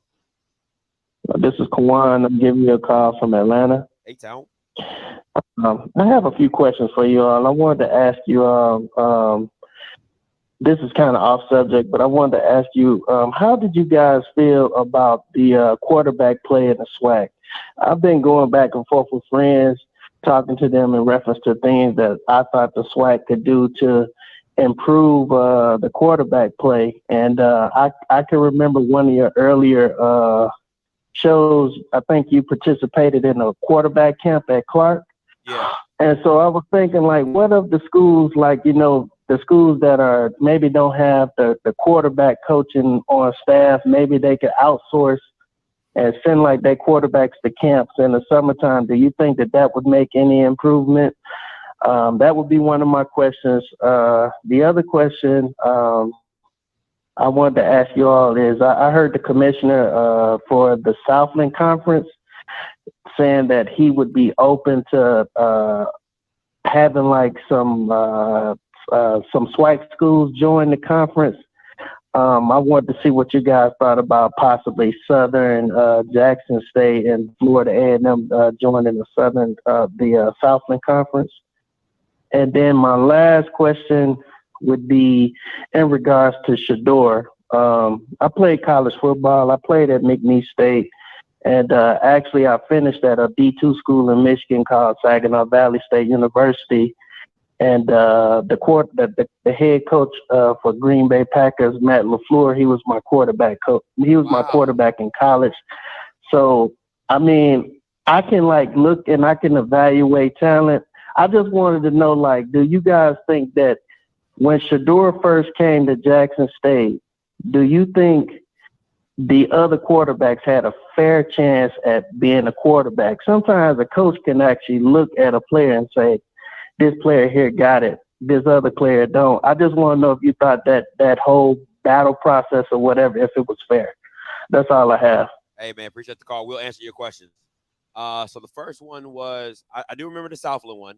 The second one, the first one was quarterbacks in the SWAC. The second one was the Southland teams for the SWAC moving over. And third, Shador in the battle at Jackson State. So, Blue, you could take the first one, So what was it about the quarterbacks? Like rank them or no? The quarterback play in the SWAC. What can they do to get better just overall? You just gotta have. I mean, I guess you could say better QB development at times. It just is. I mean, I think it's also comparing it to a fair data point. Like you're not always going to have a Shador type performance. But I mean, I think for me, it's just recruiting better quarterbacks. Like it's just that simple. Like if you are underperforming at a position, then recruit better players. That's how it is. And so if you don't have good quarterbacks, go out and find you a good quarterback. And that's kind of how I feel about it. I don't think there's any secret formula that SWAC teams aren't using to develop quarterbacks. It's just Eastern Washington has a checklist of what they want in a quarterback, and they've recruited that for 15 years. And they've consistently had great quarterback play. SWAC teams have to do the same. For me, is this. I think a lot of SWAC schools, they end up trying to turn an athlete into a quarterback. You get in that realm of you see somebody so raw because it's twofold. You don't think before Deion, from what I've been told, you didn't think you could get the 3 and 4 star players. You didn't think so. You go recruit the 2 and 1 star players. Well, the reason they're 1 or 2 stars, not all the time, is usually because they're raw. They might have a high upside, but you just haven't seen it come to fruition. So there's coaches thinking hey, I get this kid, I can mold him, I can get him to what in my system, and I can mold him to what fits my system. Well, then you end up saying, well, he's not a true quarterback, or he doesn't understand the basics of quarterback. He doesn't understand footwork. So you're taking a lot of time to build something that it might take you 3 or 4 years to just get your investment back. And then I think you saw a lot of that. Also, let's be real. If you're comparing everybody to Shador, understand everybody doesn't have Shador level training. Not everybody is walking up to Tom Brady for QB sessions. Not everybody is going to select QB camps. A lot of these kids are just learning as they go. A lot of these kids are, what I'm saying, that you see are just naturally gifted. What I'm saying? I think the great coaches and the great QB coaches, you mold guys. You find a guy that you think has a decent arm, or he can throw it, he can sling it, but he needs a couple twerks and tweaks, and you work with them. You know what I'm saying? Because I think Blue says it all the time with linemen. It's hard to find the guys that are really, really great, they don't go to you. The guys that are just hey, that's a quarterback. They don't go to you. So you have to do the coaching. You have to do the molding. You have to do all the little things to get the guy to fit your system and your scheme. And that's why those coaches get paid the big bucks. Next question, Blue, was Southland Conference. I don't know you talking about the Southland Conference being able to get SWAC schools. That's on you. I mean, they've already reached out and there's been conversations. I think there was a handful of SWAC schools, we ain't got to name them right now, that were going to do it and really were considering the move. And then when Coach Prime got to Jackson State, they kind of convinced them to stay and kind of wait it out. And so right now with the momentum the SWAC has, I don't see this happening. But according to some people I talked to at Southland Media Day, if Jackson State makes the move to the FBS level, there are some SWAC schools that would consider the Southland as an alternative option if the SWAC took a downturn if Jackson State left. And so we'll just leave it at that. Okay. And then the last question, the Shador and QB battle, I've talked about that enough. If you want to know my opinion, go back and watch my old video. All right. 2156 coming to you, and then JB coming to you next. Hey, caller, you live. Talk to me. Hey, what's going on, Scotty? What's going on, Blue? Man, listen, I like a word with the producer. 30 minutes ago, I made the Final Four. And 30 minutes later, I'm just getting brought in. Man, so listen, whenever you're in Rome, you do what the Romans do. And I'll make sure that I won't bring up Shador and a certain award. But as it pertains to JSU and TSU, I know a lot of people have been talking about what TSU needs to do to make the game competitive. Quite frankly, I don't think they have the defense to be able to stop JSU. I just don't see it. I don't care what type of defense they play. At some point, JSU, so to me, the three keys are for TSU to even be in the game. Got to be inclement weather, serious ball control, top level, top notch ball control, and they got to force at least 2 or 3 turnovers. So, can I ask you a question? Go ahead. Why do you think that they don't have a chance when they just went up against Eastern Washington that runs the same type of scheme? I'm not saying they have the same athletes. Man. Go ahead. Oh, man, because, the film is out on TSU, right? They was able to sneak up on Eastern Washington or whoever the name of that club was. But, you got analysts and you got, NFL players actually studying it. Not necessarily the tendencies, but they got a feel for what's coming, right?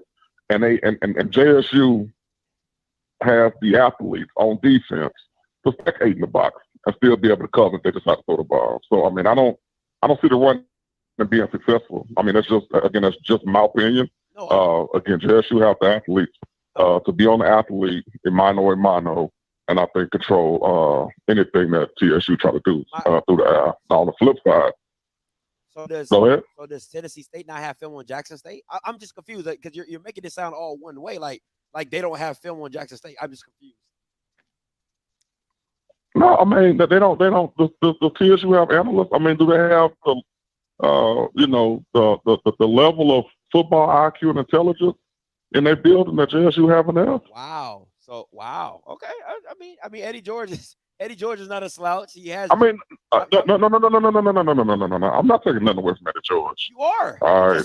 He's a Hall of Fame in his own right. You are. But let's be real. But you are. You literally just did. You just said they don't have the acumen of JSU, so you are taking something away from Eddie George. No. You said Eddie George is not a slouch, and I'm not taking nothing away from Eddie George, but I think Eddie George will tell you, man, listen, I don't have what Dion have in Jackson. I think if you ask Eddie George that, he'll tell you the same thing.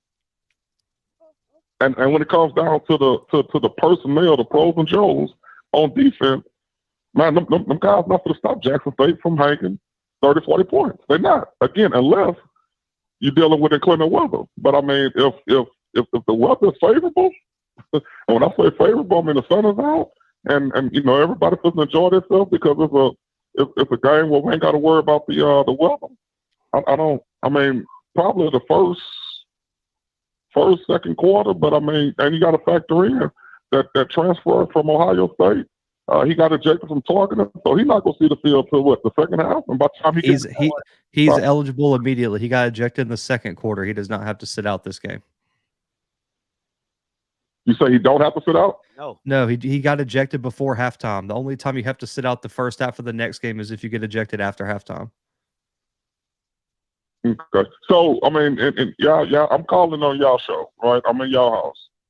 Y'all really think Tennessee have the players on defense to be able to slow down Jackson, to stop Jackson from scoring 30, 40 points? Because I don't see Tennessee State putting up over 20 points. I don't. Well, both of us. The points.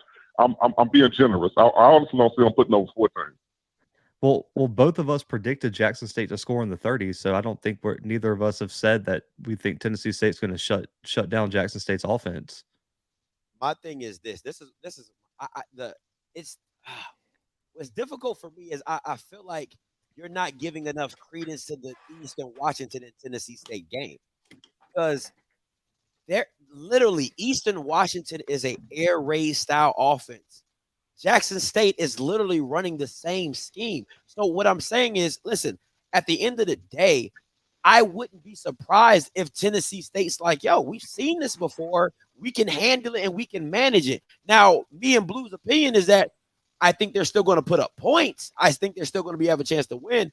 But it's like, I don't know, like the way you're talking is like Tennessee State shouldn't even be on the field with them. And I'm like, that's far from the case. Because if you can keep up with Eastern Washington with the style of play that they do in inclement weather, I don't see why you wouldn't be able to keep up with Jackson State, for however long until the game gets away from you, or if the game does get away from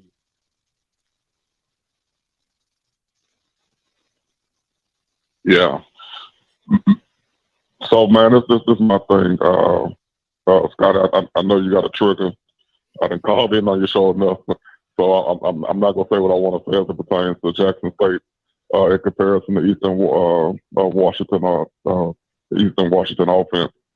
So we'll see. Matter of fact, we'll see after Saturday how everything unfolds. But I do have a question as it pertains to Shador and a certain award that I won't bring up. So obviously you made. We not like, bro, like I'm not doing it with y'all. I'm not doing it. Let me see. JB, then 3771. Hey, caller, you loud, talk to me. Good evening, gentlemen. I'm sorry in advance that y'all having to sit through some of these calls.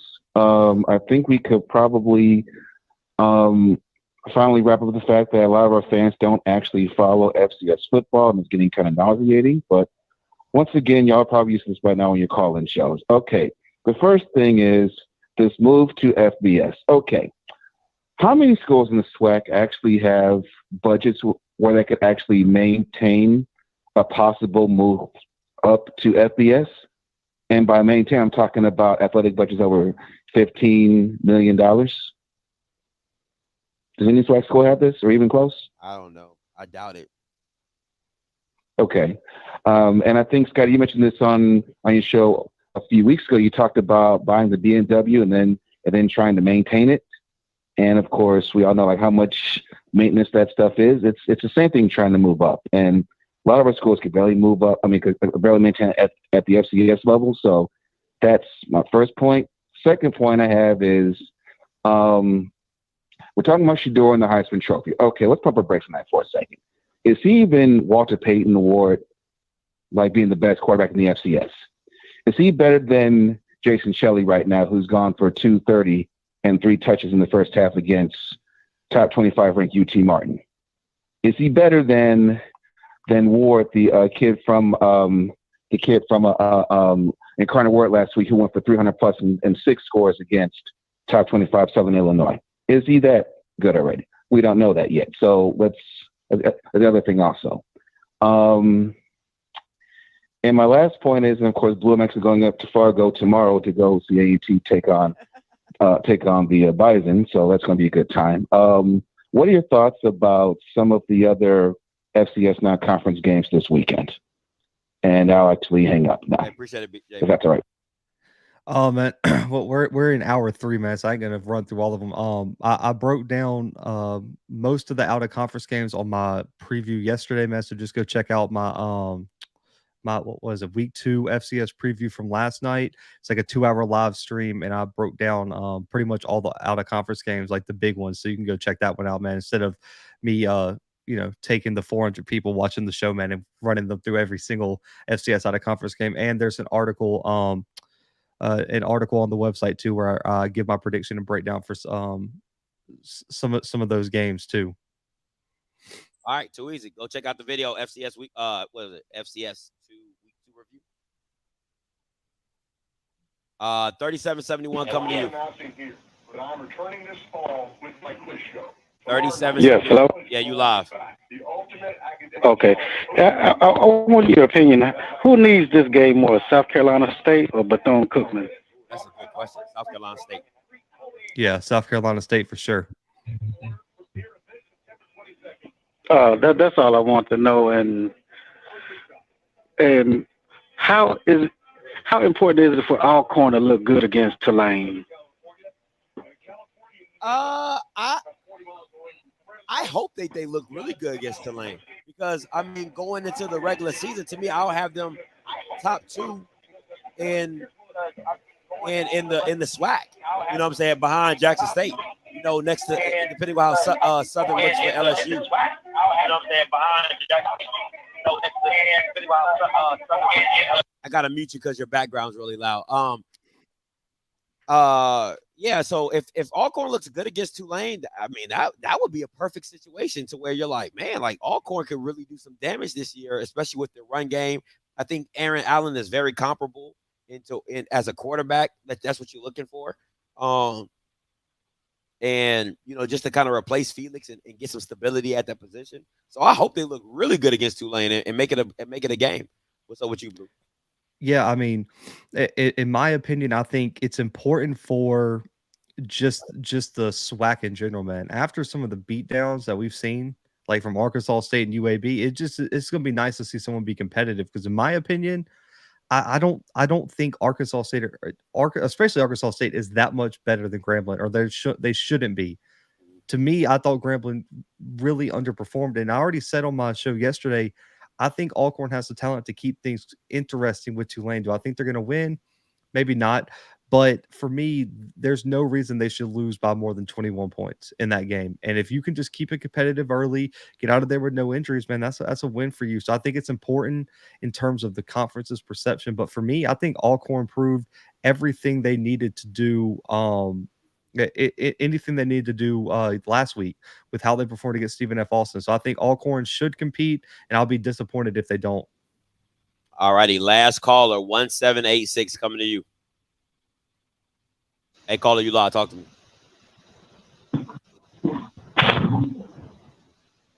Hey, caller, 1786, you live. Talk to me.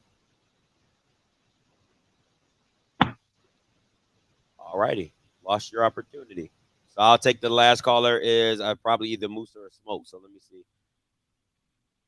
Hey, caller, you live. Talk to me.